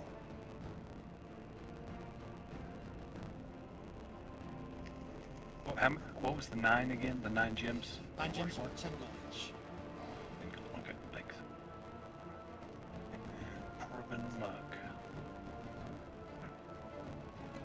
Does it have any writing on the mug? Sorry, chat. There's I no, know, there's no writing. There's no writing on the mug. So it's a dwarven mug with a what on it? It's a dwarven ale mug made of hammered electrum. Oh, hammered electrum.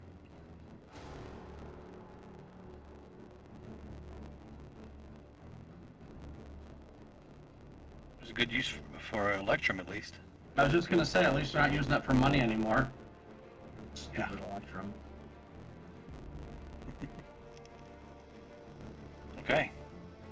So, noting the map, I'm just gonna come over and look over Ulmer's shoulder, or under Ulmer's shoulder, and see if there's anything noted on the map that I don't feel like we found. You can plainly see, and Felix is standing there looking at the door. Oh, You remember running right by it. I was on my ass. I didn't. Hold on 1 second, Felix. Yep. Alright. That door is standing right in front of you. All right. I'm gonna take a look at the lock. I'm gonna take a look at the key that I have in my hand. Uh-huh. I'm gonna, Does indeed seem to fit it. I'm gonna use the key on that door, You hear it click, and it is unlocked. and then I'm gonna listen. Okay, give me a perception check. Nice. You do not hear anything I don't hear a on the thing. side, other than the wave echoes just pounding inside the mine again, shaking the ground underneath your feet. All right. I'm going to open the door. All right. Dusty draperies of red and gold adorn the walls of this room, which also contains a bed and a brazier. A badly disheveled dwarf lies bound and unconscious on the cold stone floor. All right. I'm going to, oops, not do that. There we go. Move in. Check on the dwarf. Give me a medicine check. Mm. We'll pull you guys in there too. Okay. Go around, Sure. around the door. Don't have to worry about it. All right. I don't know. I don't know anything about it. Yeah, he definitely seems to be extremely injured. You can see that he is slightly breathing, however. Okay. You can, Sharon can come in and let you know that the dwarf is, she says, he seems to be unconscious and bound. They seem to have stabilized him, but he is on the brink. All right. Let me use this. She pulls out her healer's kit. All right. And while she's doing that, I will untie him. Okay. It definitely does seem to be the description that you were given. It does indeed seem to be Nindro, Rockseeker, one of the brothers. Dungeon's brother. Yep. And Shailrun will heal him with her healer's kit. Healing him to max because he only had 4 hit points. Oh, That's okay. a combo. Cool. And he is no longer. Moore comes over and he says, "How are you feeling, dwarf?" How do you think I feel? I don't know, but I'm sorry. Your brother sent us here. Grundred? Yes, he's Yeah. a good friend of ours. We're working with him. We've been good guy, really good guy. Where are Sorry about your other brother. Sorry about your other brother, but anyway, yeah. What? What happened? Dude, shh. Well, we found him dead.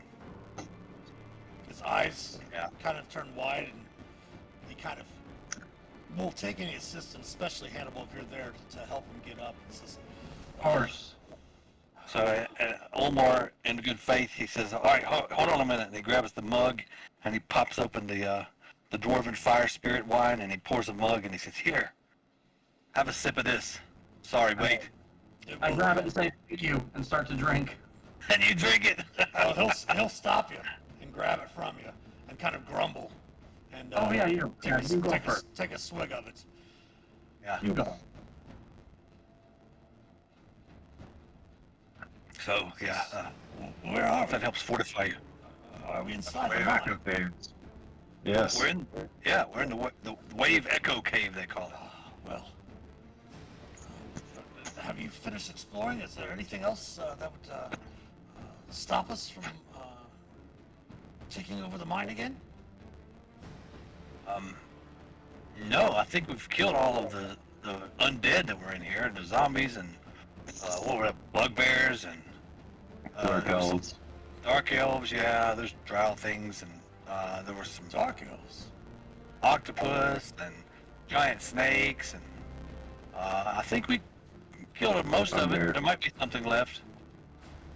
Bugbears and more bugbears, but yeah, we've got them. Well, then I suggest we should rest. Do you know where my brother Gundren is? You said he was. You were sent by him. He's in Fandalen right now. Ah. Or he Yeah, should be, he's at waiting least. for it. That's where we left him. Well, I think then perhaps we might take a bit of respite and gather our strength and then head back to Fandalen as soon as we can. We could most likely, if Gundren is willing to, obviously, I'd like to take my brother's corpse back, have a ceremony for him as well, and then Oh, yes, take of course, over of course. administration of the mine. Now that you've cleared it out as well, of course. Did my brother offer you anything for your assistance in finding me? Yeah, we had a did. regular I don't fee, remember. and I think it was 500 gold pieces, and 10% of the mine profits. I would see that as a very, very fine, fine and fair deal. Yes, yes. But That's yes, yeah. shut the doors behind us there. Bring out that fire ale and any rations you might have. I'm famished, he says. Of course. And I've got some extra rations I give him, and another round of fire ale to the mug. We got a giant snake we could pick up some of if we Yeah, there you Want go. it? You can go back and get some. Good idea. Have some of the octopus. Calamari. I don't want to go swimming for octopus. You were in that water for a fairly long time, anyways, Felix. And way too long. So right now, what we're going to do is we're going to go ahead and have the characters be able to take a long rest and go ahead and level up to level 5. What? Level 5. All right. So feel free to Long discuss rest. that. Of course, we do want the viewers to be aware of the characters' abilities and powers and such like that. So if you have questions about what you want to do with each other, like if you happen to want to get new spells, feel free to discuss that with the other players here. Maybe you can take some suggestions from the viewers as well. We're not taking Unfortunately, this one. It's TPK, no. Unfortunately, Can't redeem that one. TPKs don't happen in my game. I am a very anti-TPK as a dungeon master. Especially I've been doing it Whew. for 40 plus years. I'm definitely, unless there's something in the story that warrants that, I'm not one of those DMs that does TPKs. I usually leave Oh, sorry, conversations. Des. I usually leave conversations when people start discussing TPKs. That's just me, though. But you all should have all of my Roll20 books in there as well, so you should be able to use the Character Mancer to level up fairly, I wouldn't say necessarily quickly, but feel free to make the decisions you want to make. I think, Hannibal, if you do go to 5th level, you will get extra attack. Yeah. Felix, if you go to 5th level, of course, as a wizard, you will have access to your 3rd level spells and that wonderful spell everybody has been asking you to cast this whole time. Finally. Fireball! I think you also have lightning bolts available to you as well, don't you? What are the spells that I you do have? have a spell scroll of it, so And I think you got a spell book with it too. I have counterspell, fireball, and fly in the spell book. Nice. Yeah. Yeah, just take your average HP. That should just click on your average when you go to your hit points. Yeah, that's perfect. Yep. 5 key hit points, and my martial arts dice goes up to D6. And Omar, you're Yeah. doing level in Bard this time? Yes. So you'll be level in 3 Bard. Bard and level 2 Barbarian. So level 5 Barbarian. Barbarian. Yes. I think I'm going to go with the College of Eloquence. I was torn between. Dude. College of I don't Eloquence. know. College of Eloquence for Omar.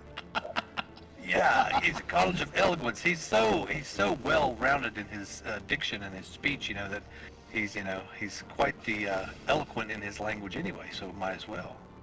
Not. I can let you know also, though, you will find this out over your long rest, Felix. This is your the staff that you got from Nesnar.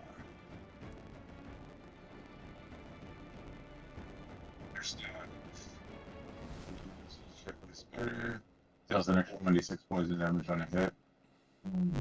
When used to make a weapon attack, that'll never happen.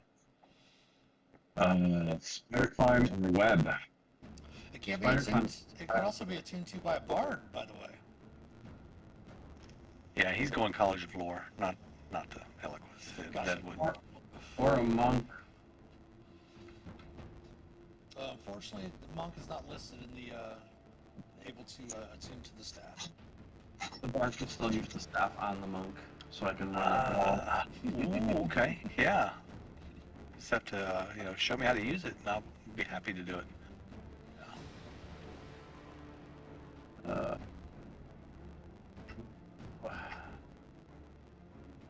He thought to fight you, Blix. That's the one.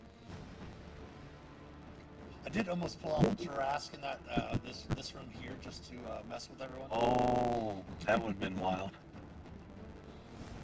Really wild.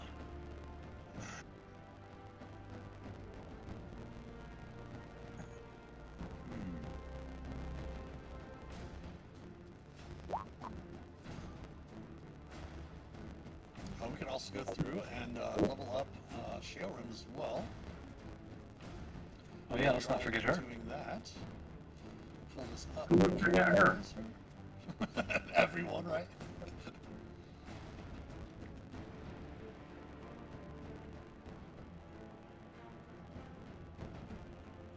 Stunning strike, nice.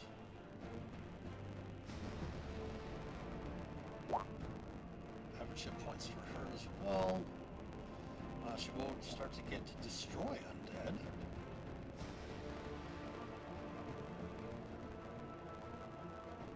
25th level, when an undead fails to save throw against or trying to defeat the creature's instant sword of its challenge rating is 1/2 or below. I'm really hoping that they change that in the new 1D&D, the new 50th anniversary 5th edition books, D&D 5.5, to up some of that, because eventually once you can destroy undead, you're going to be hiding it, like zombies and things like that. You're eventually going to not necessarily be able to destroy them, but you won't be facing them as much as just that. Domain spells at 5th level. She gets the Aura of Vitality and Leoman's Tiny Hut to her domain list. love the hut. Spell that I don't have to take then.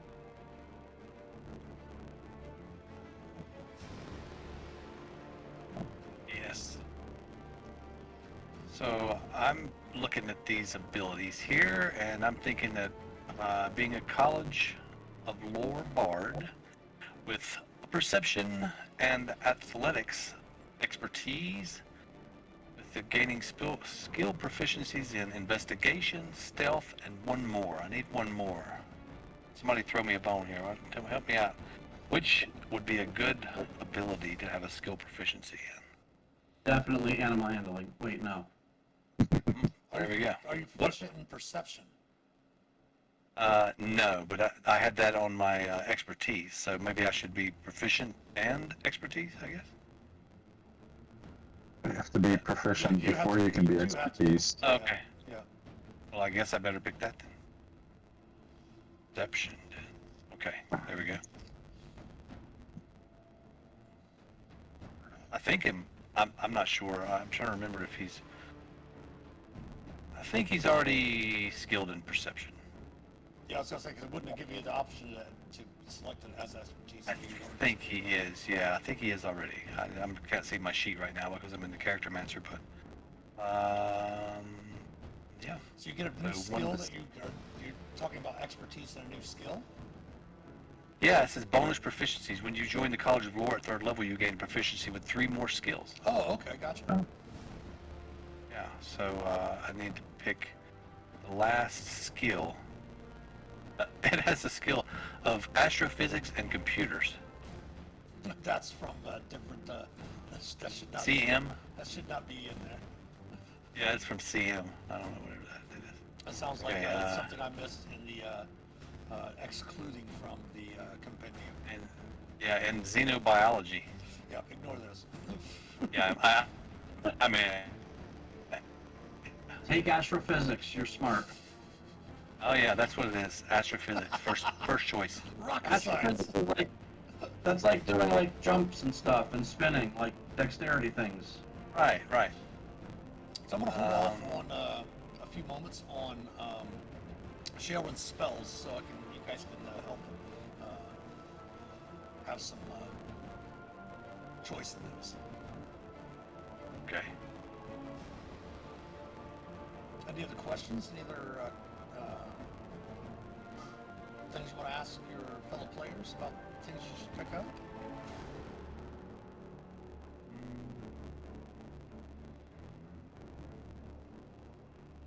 Well, I do have a question about the skill proficiencies. And it's listing on this character mentor it says CM. So what does CM stand for? Ignore everything with CM. There was something that was probably I got free from as being a pro subscriber that had to do with most likely. They do have sci-fi games that do use 5th edition rules. So yeah, ignore anything that has CM by it. Okay, because I picked my investigation and stealth from there. Just wondering. I mean, the skills are still fine. If you select those two, it's fine. Okay. As long as Okay. they're in the 5th All right. edition.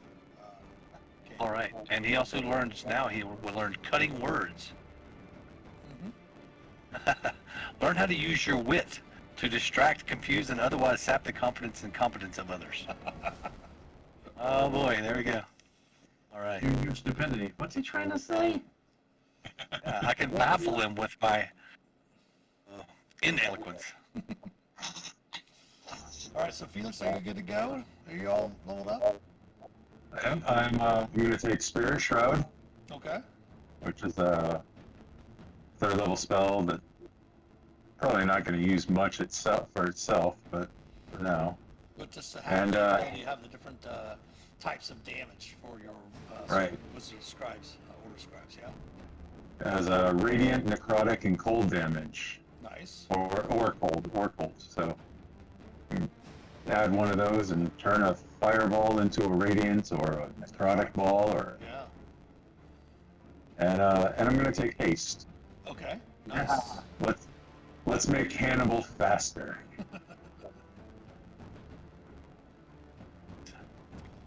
Nice. Hannibal, are you all finished up? You're good to go? I sure am. Got your stunning strike in there. That's awesome. All right, so Finally. do you need any more help, Omar? Are you good? No, he's good. Just picking spells now. Good. All right, so spell choices. She can prepare 8 more spells for her thing, so we get 8 more selections for Sharon. I'm assuming you want her to take Revivify? That might be.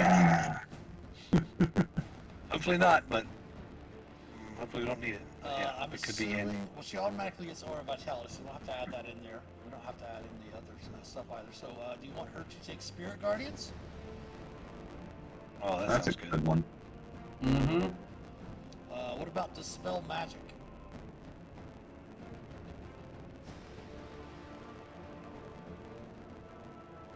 That can be useful. Yeah, sounds good. What about like Daylight? That would have like countered the darkness spells, stuff like that.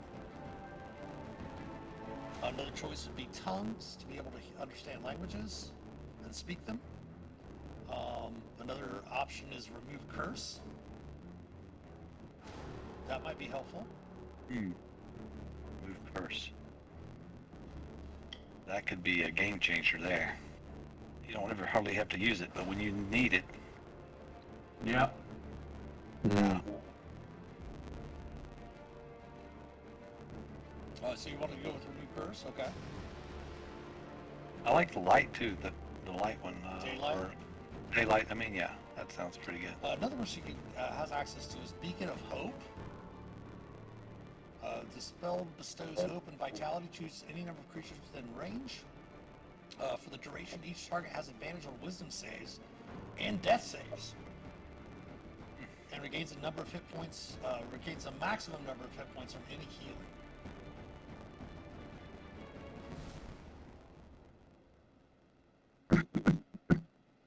She also has mass healing words that she could get.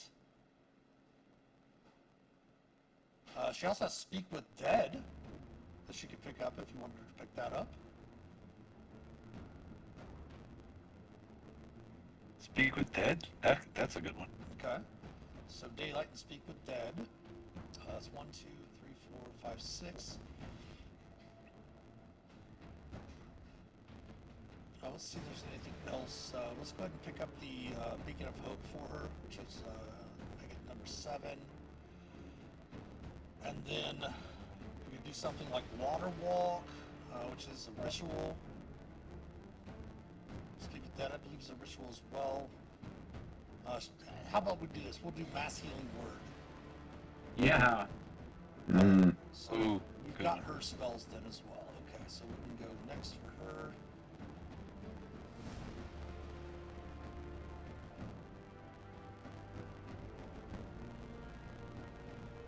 And she will be finished up as soon as the character answer's done there.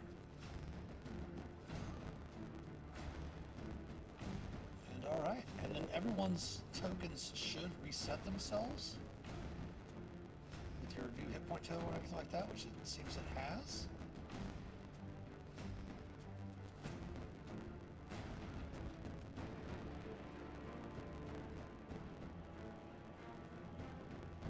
Alright, everyone is leveled up. It's 901. Yep, everyone good to go? Good All to right. go. Yep. We're going to go ahead and Almost, take yeah. it is the Go ahead. top of the hour. We're going to go ahead, ad break's going to be coming in soon, so we're going to take another small break here. Go ahead and stretch your legs, use the restroom, grab some snacks, refresh your beverages, and we'll come back on the other side of the ad break. Thanks for sticking around tonight. We'll see you soon.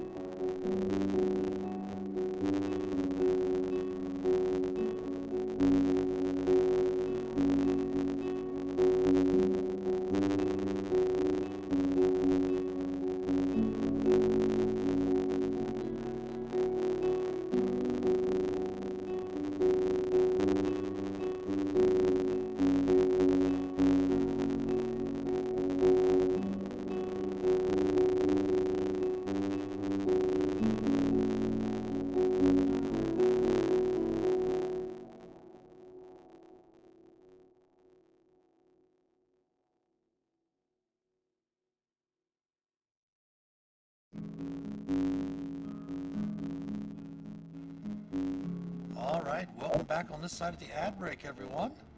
I think one of the things that we're still waiting to determine is who is going to carry the spider staff. Is it going to be Felix or Ulmer? They were just going to discuss that. Ulmer, like I said, it would take you down from a D8 to a D6 for your attacks, but it would do an extra D6 of poison if Felix was open to that. At the same time, it also allow you to cast your web spell, I believe, and spider climb, right? Spider climb and web, yeah. I don't know. What do you I'm think? not going to be using it to attack at all, so if you want to use that, that's Yeah. works for me. I'll give it a shot. I'll try it out. So you could definitely attune to that after your long rest, of course. And by the way, I did post for the viewers, tomorrow is International Game Master Day. If you're thinking about your own Game Masters out there, tomorrow is a celebration of Game Masters around the world, March 4th. So maybe go down to your local game store, grab a supplement or some dice or something like that for your favorite Game Master there. I did post, of course, I'll post in our Discord channel as well, my kind of Roll20 wish list of some things that we wouldn't mind having on Roll20. You can also find your Game Master, go to your Game Master's website, to their Roll20 page, and you can actually help by donating to their subscription for Roll20 as well. So that's something, if you play online, something that can really help your Game Masters out there. So you've finished your long rest. Hannibal already sent some awesome dice. Says Zarda. But you finished your long rest. Nundro is definitely ready to make your way back to Fandale. Okay. Yep. All right. So let's Sounds go like the ahead plan. and Head on back that way. bring you all back over to the Fandalen map. You're able to make your way back. Let's go to the Sword Coast map first. You're able to make your way back from the Weevucker Cave. Again, only a couple of days travel. Not even a couple of days travel, sorry. Maybe a day and a half's travel from Weevucker Cave right here back to Fandale. Okay. Bring the Fandale map.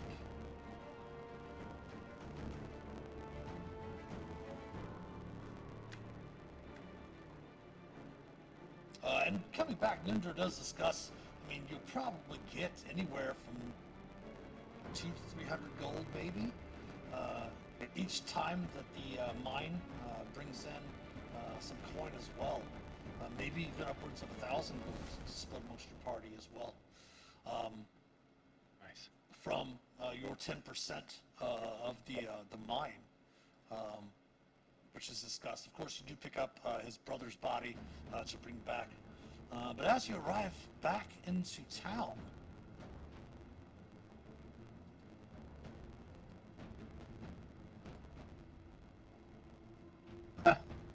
Oh no.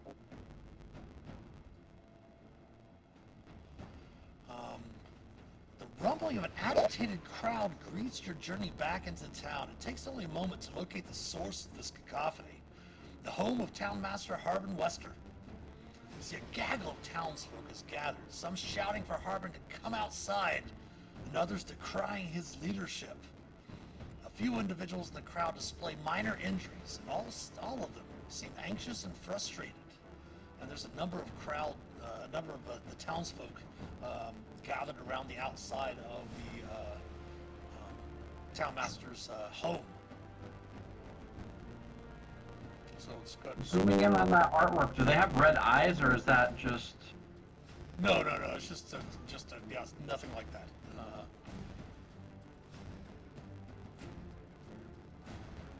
From the picture, it was just an art handout for you. Attack. But go ahead and give me. Also, did everyone adjust if they had any changes to their AC or their passive perception or their spell DCs? Make sure to note that in your character description in your settings, your display name. Yeah, that's great. So you might have changed your spell saves and stuff like that. I know Sheldon's went up to a 14.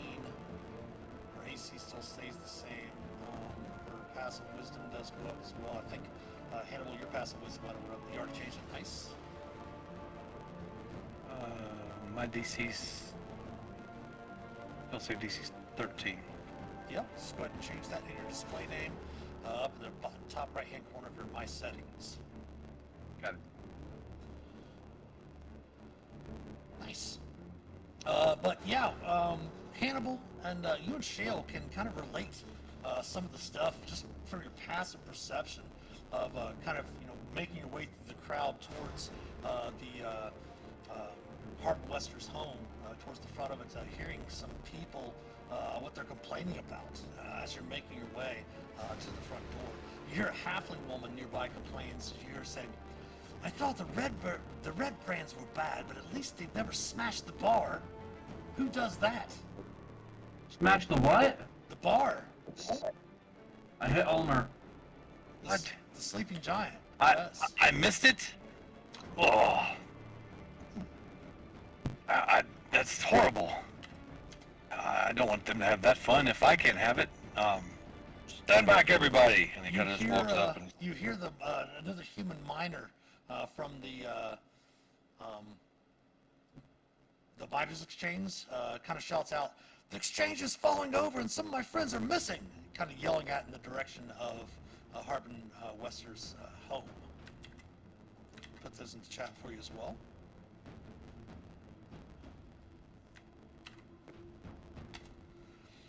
You see an annoyed elf in a baker's apron, like the local baker says, "If I see one more of those gremlins come near my shop, I'm hitting them with a rolling pin. I can't take it." Hey, you, Baker. Well, what is this gremlin? A goblin? Gremlin? What is this thing you speak of? What's the threat here? He will answer you shortly as soon as I finish giving a little bit more information for you. You see sure. a frazzled human woman soothes a toddler in her arms. "It'll be all right," she whispers. "We can't just play outside. We just can't play outside after sundown, okay?"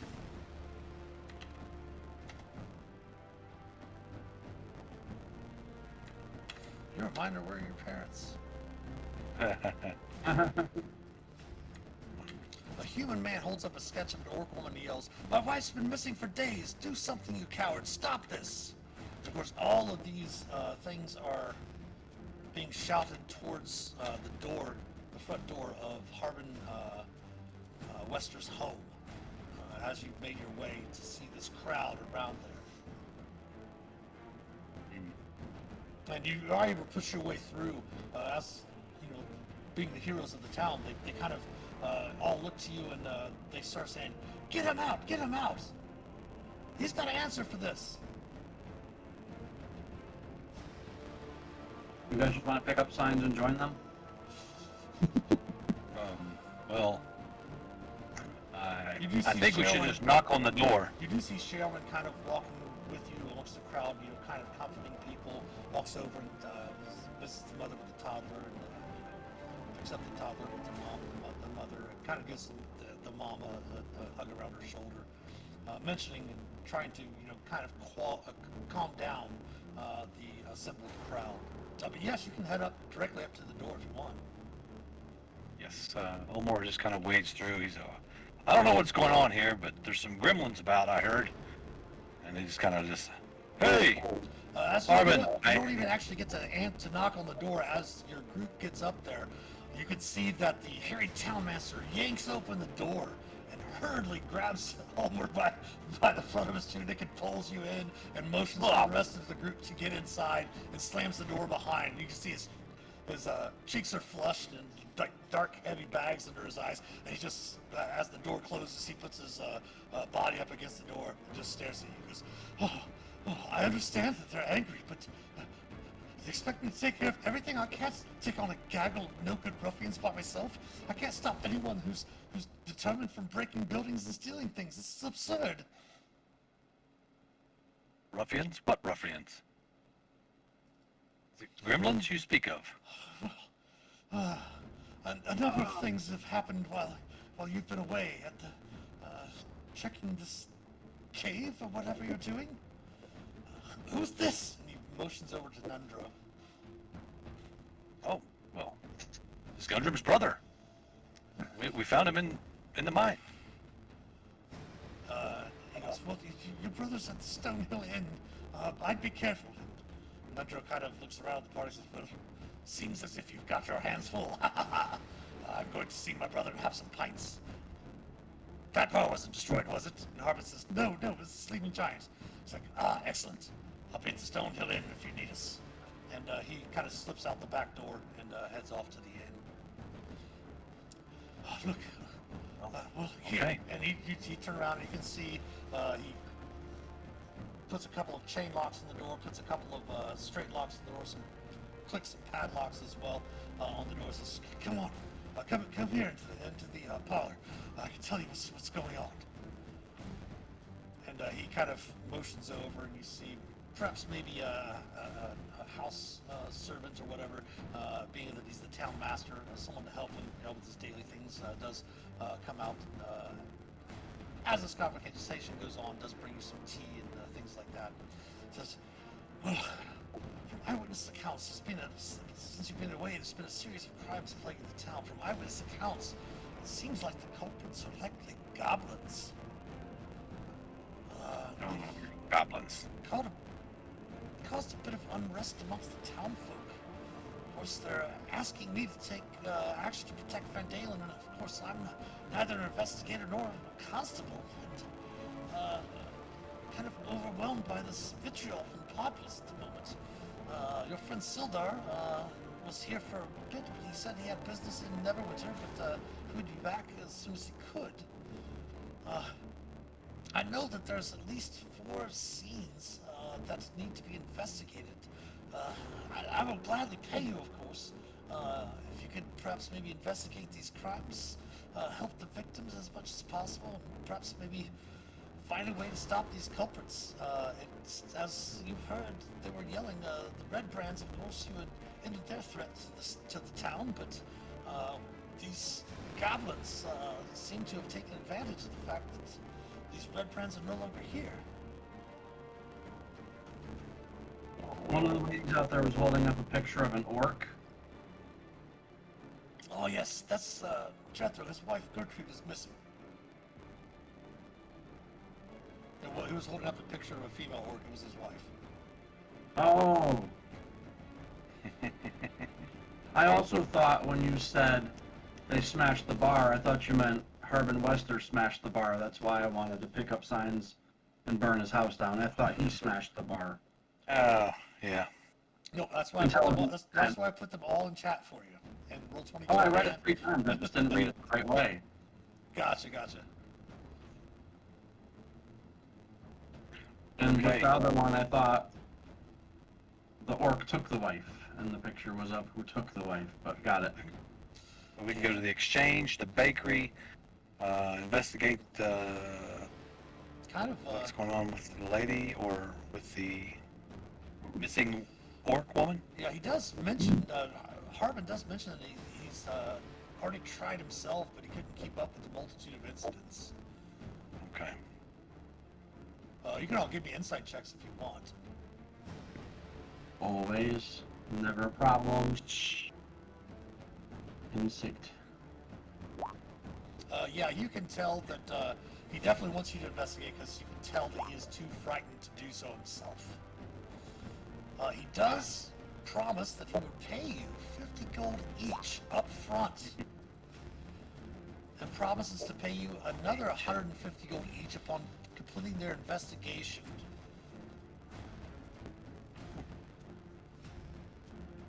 All right. Let's. You said you had places to investigate. Yes. The scenes are very different locations around the town. Behind Barthen's Provisions, there's Barthen's Well. It seems that these bandits, goblins, culprits, whatever they are, smashed the well winch before fleeing underground. Underground where? I don't know, into the well. Ah, And also, there's the Miners' Exchange to the south of the town. The goblins stole one of the building's cornerstones, causing the building to tilt.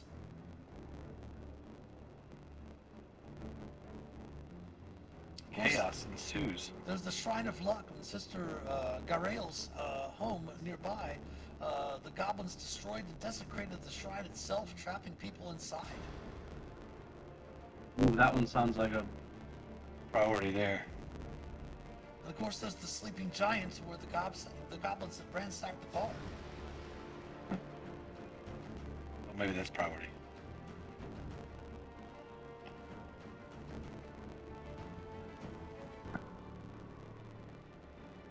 Maybe go to the shrine. There's still people trapped in the shrine. Yes. Well, it sounded like what he said. Is that correct? People trapped inside still? Shrine of Luck? That's what I believe, yes. Oh no. Well, yeah, we will check out these. Each of these in turn as quick as we can. In the meantime, I suggest you not go outside. You have a little bit of a mob out there that doesn't seem to want to see your face. So we will. I'll go out and try to. I'll persuade them. I will maybe play them a nice song, and sing a tune for them, and maybe that will calm them all down. What do you think? Do whatever you think is best. Again, I will pay you. Okay. I mean, you can tell he is completely like. Obviously, he hasn't been Whatever. sleeping very much with the dark bags under his eyes, his face very Right. flushed, and I mean, he is just full of fear. I mean, he's just like. Obviously, you can tell he's wanting to kind of try to throw some money at the problem. Sure. So that's 150 each after we do all four, or after each one? He says, I'm not sure what you mean. Well, we got 4 different places to go. If we get $150 gold pieces for each place we go. I mean, these goblins are pretty tough. Go ahead and either give me an intimidation check or a persuasion check. Okay, I am now super proficient in intimidation now, so let's go with that. Well, I got persuasion too, so let's go persuasion. I don't want to be mean. Okay. Go for it. Nice. He says, well, it would be for the complete investigation, but I'll tell you what, I'll give you 100 gold pieces each up front and 300 gold pieces each upon finishing the investigation. That sounds good. It's more like it. These goblins seem like nasty business. Indeed. Yeah. All right, let's go. Heroes. Out the back door. Hannibal's heroes. Let's go. Wait, Olmar's heroes. Let's go. So you're heading to the shrine first. Give me 1 second to get down there. All right. So making your way over to the shrine. Of course, you do recall finding the shrine first was built from materials scavenged from the surrounding wilds. It consists of a strange assemblage of rocks and stones and such like that. Of course, once a striking care of colorful rocks and offerings to Timora, the shrine now looks precarious. You see 2 figures attempting to move some of the shrine's larger rocks. What appears to be the elf sister Garael and a human girl no more than 10 years old.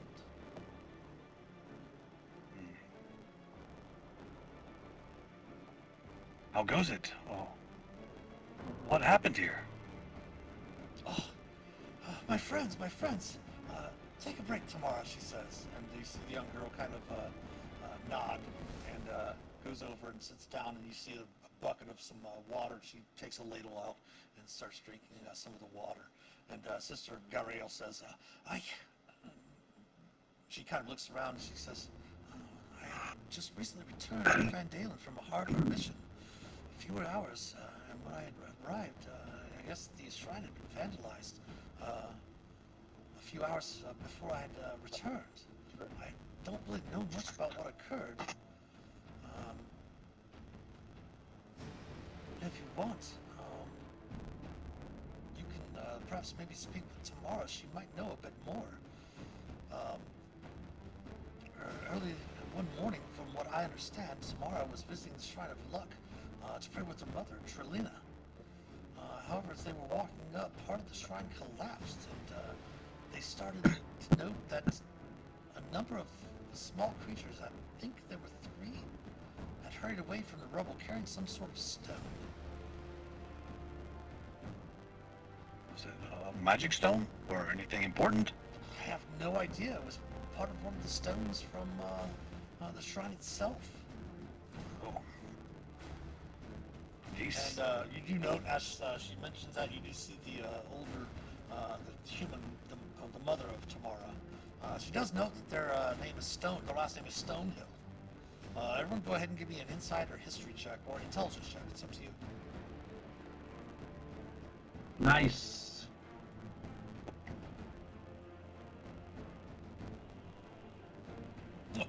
Boom. I didn't mean to make a save. No, you're fine. That's totally fine. Felix, you do note that Stonehill is actually the name of Toblin Stonehill, the proprietor of the Stonehill Inn. Oh. So you can easily ascertain that this is Toblin's wife and his daughter. Okay.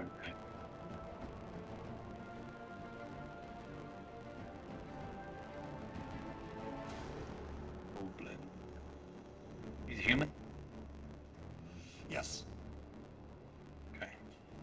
We have a suggestion to get dwarves from the inn and ask for their help. Don't check works and stability to prevent another collapse. Which could be. Well, you do have a dwarf with you that has stone cutting.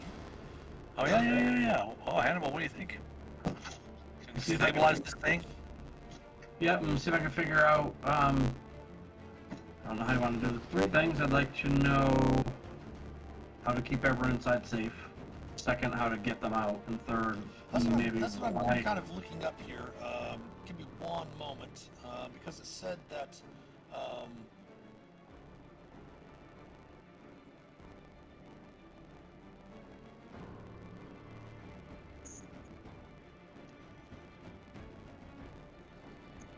That there's people trapped inside. But you can, you do see that the mother and the daughter are there. You can definitely tell that the sister is visibly upset that the shrine's been desecrated. And if anyone wants to help, they can do so. It's really difficult to see this being a shrine that there would be people actually trapped inside. That's what I was wondering. Is it the house behind them? No, Where are they trapped? No. I was like, how would they be trapped? Okay. I don't know if it might have been a misprint in the adventure. Okay. I was trapped under the rubble. You know, that's what I was wondering. Oh no, they're under the stones. It's not good. But you can basically with these scenes, just to help give you a little bit of guidance, you'll be examining. You'll be just like any sort of investigation. You'll be talking with the witnesses. Got it. Obviously, the mother and daughter. The sister was not here. She arrived a few hours after this had happened. But the mother and daughter were here, so they might have some information for you, so you can talk to them. Then, of course, you can investigate the scene itself to see what's going on. If you wish to help to try to rebuild, you can do that after you investigate the area if you want to. That's totally up to you. Well, I think first I'll talk. Olmar will just immediately go and talk to the daughter, since she was there. Okay. As you approach the daughter, you notice that she's finished drinking the water, and she's been sitting on the ground, kind of sorting other stones and such like that. From the rubble around the outside, she's kind of sorting through smaller chunks of rubble to find still usable pieces. And you do note that Trelina has come back as she's. When you first saw her, she does come back and she does have some food and water wrapped up from the Stonehill Inn itself across the road here. He kind of crouches down and he says, I would like to help you if I may. You need any assistance with the stone? Oh, who do we have here? Hi there. Do you know what happened? As I turn and I speak to her as she brings the food up. Speak to the mother. Mother, yes. She says, well, yes, and you see that the daughter kind of glances up to you and looks to her mom. She's actually kind of relieved that her mom's here to speak, and you see her going back to sorting the stones. And the mother says, you've come to aid. I've heard my husband Tobias mentioned your names, that you've done great work here for the town, and got rid of the red brands as well.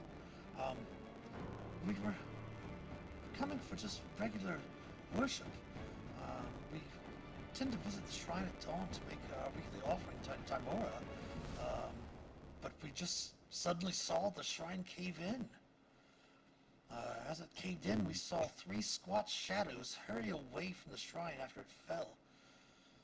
My daughter also says that she heard a gaggle of shrill voices just before it fell, though she didn't understand the languages the voices were speaking. Based on how the stones fell, we figured that someone must have taken the centerpiece of the shrine's rocky archway without replacing it. I will note What they would need. note Why that did they take the stone? the stone was very, as Tamara had described it, a very pretty, shimmery black color, she said. Special stone? What it is, I'm unaware, but as you can see, and you look down and you see Tamara kind of going through, sorting all the usable stones and such like that. They are multicolored stones all throughout that had been built for the shrine itself. Okay. Trying to recall, I have it in my notes somewhere. What is this? Who's this shrine to again? Timora, the goddess of luck. Timora. Yes, the goddess of luck. Okay, I had it wrote down Timora. So yeah. I maybe butt in this on thing. Ulmer. I butt in on Ulmer. I'm gonna go ahead and bring you over to a map here. Okay. So go ahead and pull your tokens out onto the map. You should get your vision. Actually, here, I'll just paste you from our starting page. Give me a second. Let me just do it that way. It might be easier. Okay. You will have to adjust your temporary hit points, of course. Once we're over here, since didn't update them from the initial page. Did everyone see that down there? Yes. Of course, this is the GM layer here.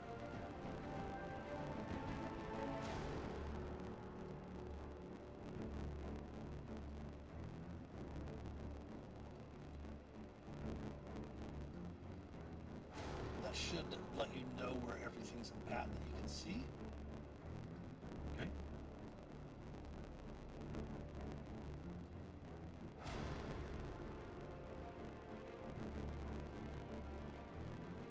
They don't have tokens out here for the daughter or the mother, but I can check real quick in the creatures to see if we have any named ones here. No, they don't have them out there. Yeah, that's okay. Ulmer, we don't attack this red ring token.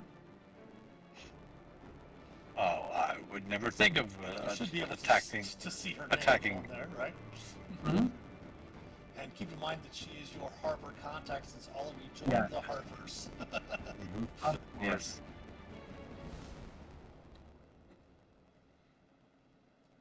I butt into Ulmer's interrogation and I asked the wife, in all seriousness, when your husband talked about us, did he refer to us by like a group name? Just said local adventurers.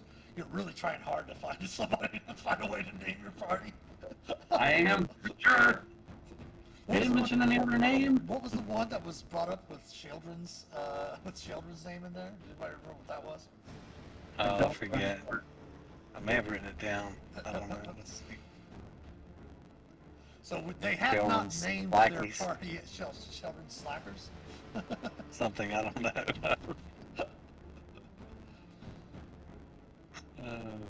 He does mention that something along the lines of the new heroes of Fandalen. The new heroes of Fandalen. I could see that on a comic book cover. The new heroes of Fandalen. Updated edition. All right, so yeah, let's start moving some stones. What do you think, Hannibal? For sure. Do you want First to, he says, okay, go ahead. my question is, do you want to help start moving some stones around to rebuild the shrine, or are you using this as part of your investigation? No, investigation to see. I want to help move the stones to see if there are any more lucky stones. As Ulmer thinks that they stole the lucky stone, maybe there are more lucky stones. Gotcha. Mm. I can Thanks, tell Iggy. you, Hannibal, that you, what they're probably, what the mother and the daughter are probably referring to is like some sort of cornerstone or piece that, especially if it was in the archway, but most likely was the weight-bearing stone, which is one of the reasons why everything collapsed. Got it. E stone. Like the centerpiece of the archway and such, cause it all to collapse and such. So do you want to investigate as you're helping to rebuild, or do you want to investigate first? What would you like to do? Well, let's investigate. Yeah, we'll rebuild after. Okay. Investigating. So go ahead and give me a group investigation check. Oh boy.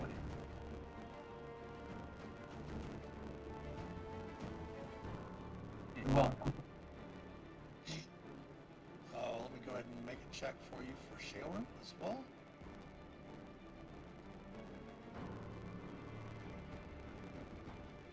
All right.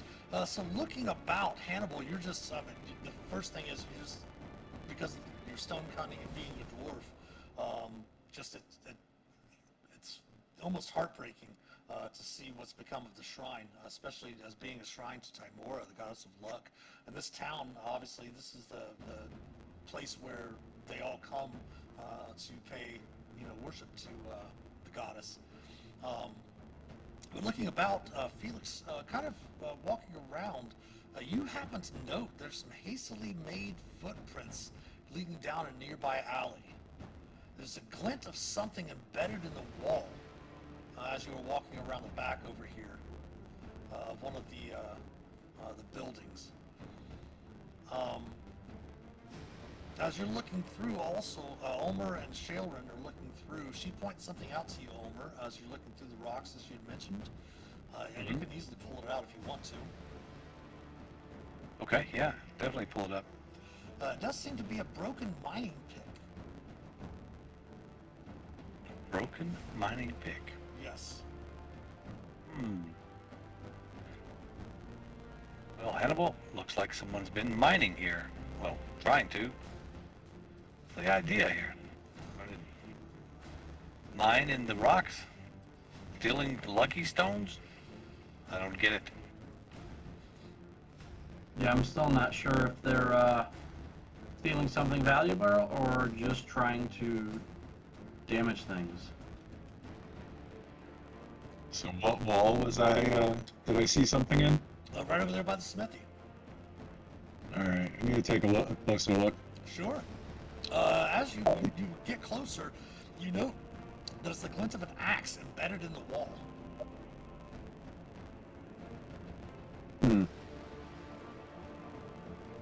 Does it look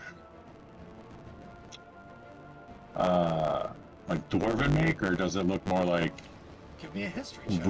crude?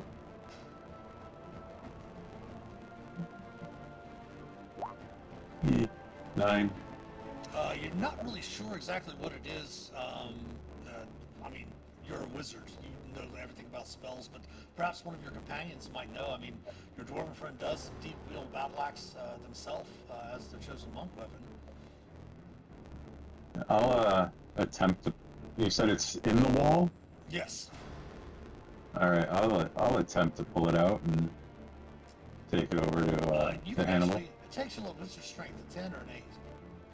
8. Yeah, it takes you a little bit of time, but you can, work it up and down and eventually get it out of the wall and take it over to your companions, yeah.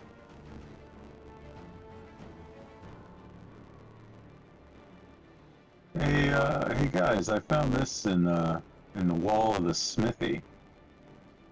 I'm gonna show Hannibal the axe. Okay, the first thing that you note, Hannibal, Yeah. is that there are runes etched onto the axe that are of dwarven make. But Hannibal and Ulmer, go ahead and give me a history check, please. Hannibal, you have advantage on this check. Well.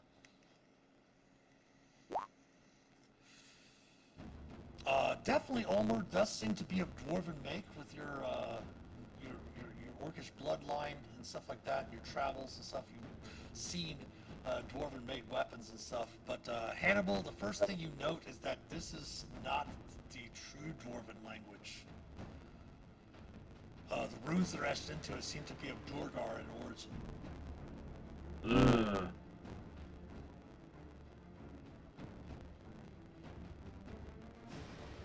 So I mention out to the rest of the party that these are Duragar, Underdark, gross dwarves of ill repute. It's getting more complicated. We've got little green goblins, and we've got ugly little underdark dwarves.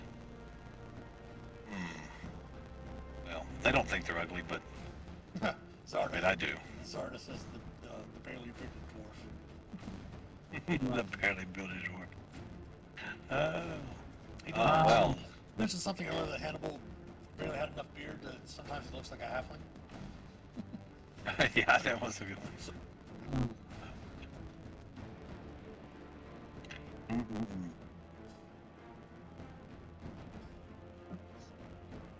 we have So, they're under our feet. the dark elves in the mine, and doesn't sound good.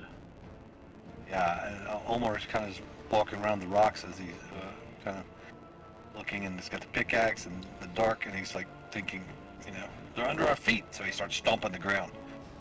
What are you doing down there? Go out and fight.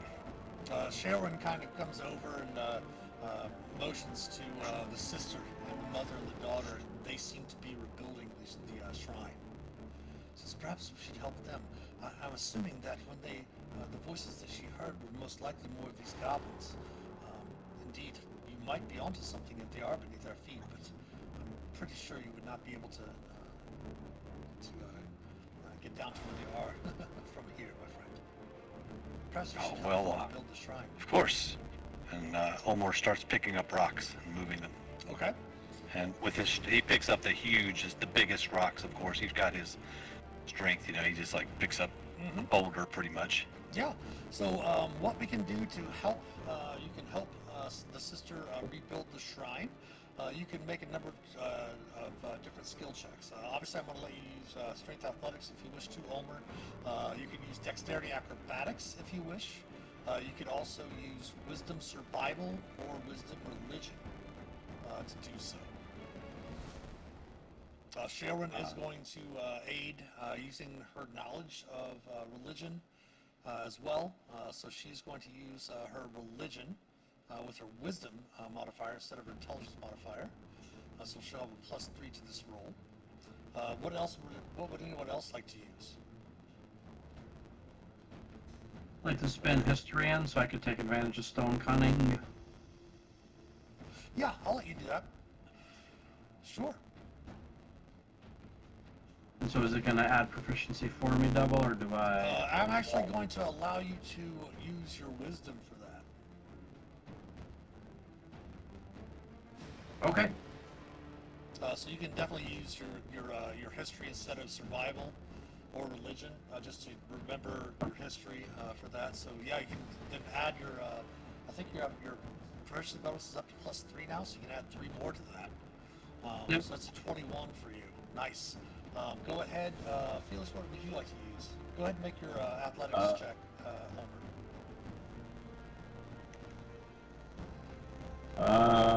I might try acrobatics because that's about the only thing I can think of that I can help with. But none of my trained skills are. Sharon does come over and says, I have faith in you, and you feel her hand light on your shoulder as you are guided with guidance. All right. Oh, nice. That's a D4, right? Yep. So 20. So you spend a few hours aiding the sister, and after each one of you making 3 really great checks, successful checks, you're able to step back, a little sweat and dust from all of the rubble and everything, and you're able to step back and look at the shrine, and you note that you've completed the rebuilding of it.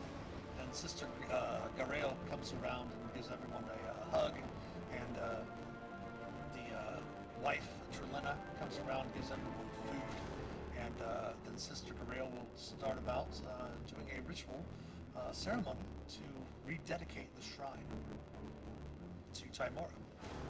I hold out the axe. What do we want to do with this? Well, we should probably keep them. Just show us hold on as to it. Some of the evidence. Hold on yes. to it.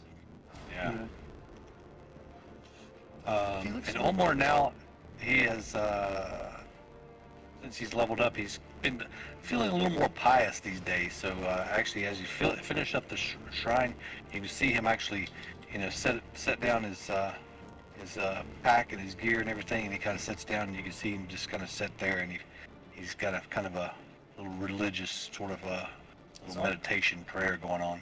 That's awesome. Go ahead and take your inspiration back, Omer. Bizarro did give us a really good suggestion there in chat for a name for your group, the Helping Hands. Helping Hands. As I hit people with my hands. Yes. Ah. Sometimes you do, yeah. Omar looks up at his gauntlets of ogre power, and he says, "Ah, strong Helping Hands." There you go. Okay. So what you discovered is that there were, from what was mentioned from Wester, was that they believe there's goblins, these gremlins, culprits that they're talking about. You discovered there were some hastily made footprints. You think that when Harbor had said something about people being trapped in there, was probably the voices that Tamara had mentioned that she heard. Obviously, when she described what she heard, you couldn't. Obviously, she was only being like a 10-year-old girl. She really didn't say the words properly, but did sound very much like goblin. That you've been familiar with, not necessarily knowing the language, but you've heard the bugbears speaking it, the many goblins that you face speak it. So perhaps you might have been they might have thought that something was trapped in there, but it was actually the goblins from somewhere else. You also discovered that there was some footprints, some small hastily made footprints leading down the nearby alley where your companion Felix had found the axe that you also had noted that is of Durgar in origin. So you've got a number of items and information from your first investigation at the Shrine of Luck. Okay. We have axe. So the other one I was thinking is maybe the missing wife.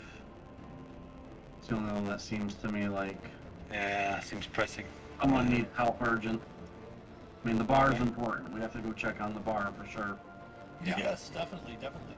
But as you're finished up, you finished the lovely meal that Trelena brought from the Stonehill Inn as well. She is kind of, just chit-chatting and such like that. You even hear word that they've been talking with. Let me bring you back over to the Fandala map real quick.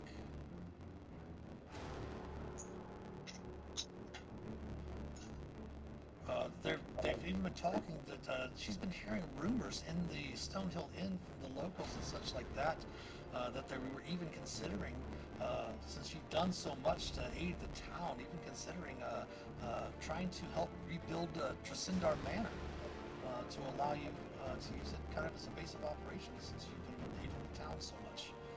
Definitely it was in disrepair, but even many of the local craftsmen and such like that here in the town have been discussing perhaps doing something with Tresindar Manor to allow you to use it as a base of operations. All right. Thoughts? I think Works for me. we should do that. And as you're heading back to the inn, perhaps to put some of your gear away and such like that, since you really haven't had a chance to put stuff away, stable your horses and all of that. A cheery voice kind of calls out to you. You see a dwarven woman clad in blue robes kind of waving to your group. You do note that her forearms are marked with numerous tattoos of sigils drawn in white ink. Slung across her back is a leather satchel brimming with books, scrolls, and other implements. And let's go ahead and leave it right there. We will go ahead and pick up next week with you talking to this dwarven woman in blue robes. Great job, guys. Great job. A very fun session tonight. You were able to thwart the Nesnar the spider's things in the Wave Echo mines, the Wave Echo cave, and we're able to get to 5th level. We will be back, of course, next week for episode 16.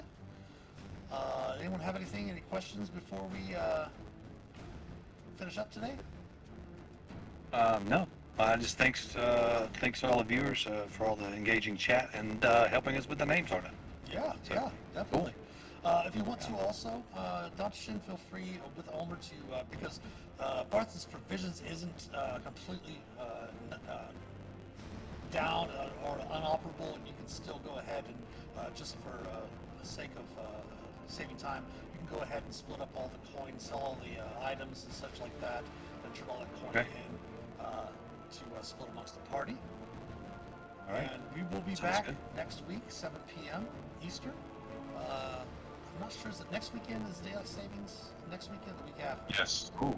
Next weekend. Daylight savings, so we'll be on 7 p.m. Eastern daylight savings time. So next week, don't forget, you will spring ahead 1 hour. I think it's at 1 in the morning or 2 in the morning. You'll spring ahead 1 hour if you're in daylight savings time. If you're in Arizona, good for you.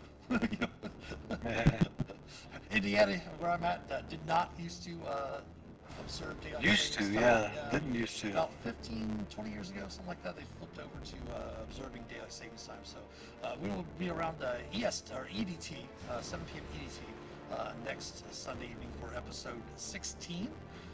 Again, we will be back, of course, tomorrow, 7 p.m. Eastern for our Around the Campfire stream. We'll have our normal streams this week as normal. And then, of course, thanks everyone for your for stopping by last week. Thank you for the resubs this evening. For those of you that resub as well, thanks for everyone stopping by last week. As I was saying, celebrating our 1-year Twitch affiliate anniversary. Also, don't forget again, tomorrow is International Game Master Day, so make sure to reach out to your game masters that run all of these awesome games for you and show them a little bit of love. Even if it's just saying, hey, thanks for doing what you do, I'm sure that they'll appreciate it greatly. Of course, thanks to all of our supporters, especially our patrons from Patreon. If you'd like to help support the channel, please consider becoming a patron or subbing here on Twitch, twitch.tv/themasterofdungeons. We love your Prime subs. Again, we did have another resub with the Prime. Thank you so much for that. Of course, the link to our Patreon page as well as our YouTube channel and all of our social media accounts can be found in the About Us section below here on Twitch. If you want to subscribe to us on YouTube, it is free. You can go back and watch all the older episodes and previous episodes of the different live games, different streams that we have. Definitely like and comment on the videos if you would. Follow us on Facebook, Instagram, Twitter. Hopefully we're going to be going over to Threads as well, maybe dropping and leaving Twitter behind. Not sure yet. We'll see what's happening since Twitter's basically becoming a dumpster fire. But of course, give us some likes, retweets, shares, all that good stuff. Every sub, like, and share definitely helps us immensely. You can also support us by clicking on the About Us section below and join the Master of Dungeons community Discord server, where you can help shape an accepting, caring, and inclusive community. The merch store is also available. Anything you purchase in the merch store will definitely help support the channel. Also, head over to kick.com/Master of Dungeons. Give us a follow there. We're going to start eventually simulcasting on both Twitch and Kick. Of course, tips are always welcome, but not expected. Thank you all for watching. We will see you tomorrow night for some Around the Campfire. Until then, take care, have a great day tomorrow, and as always, happy adventuring.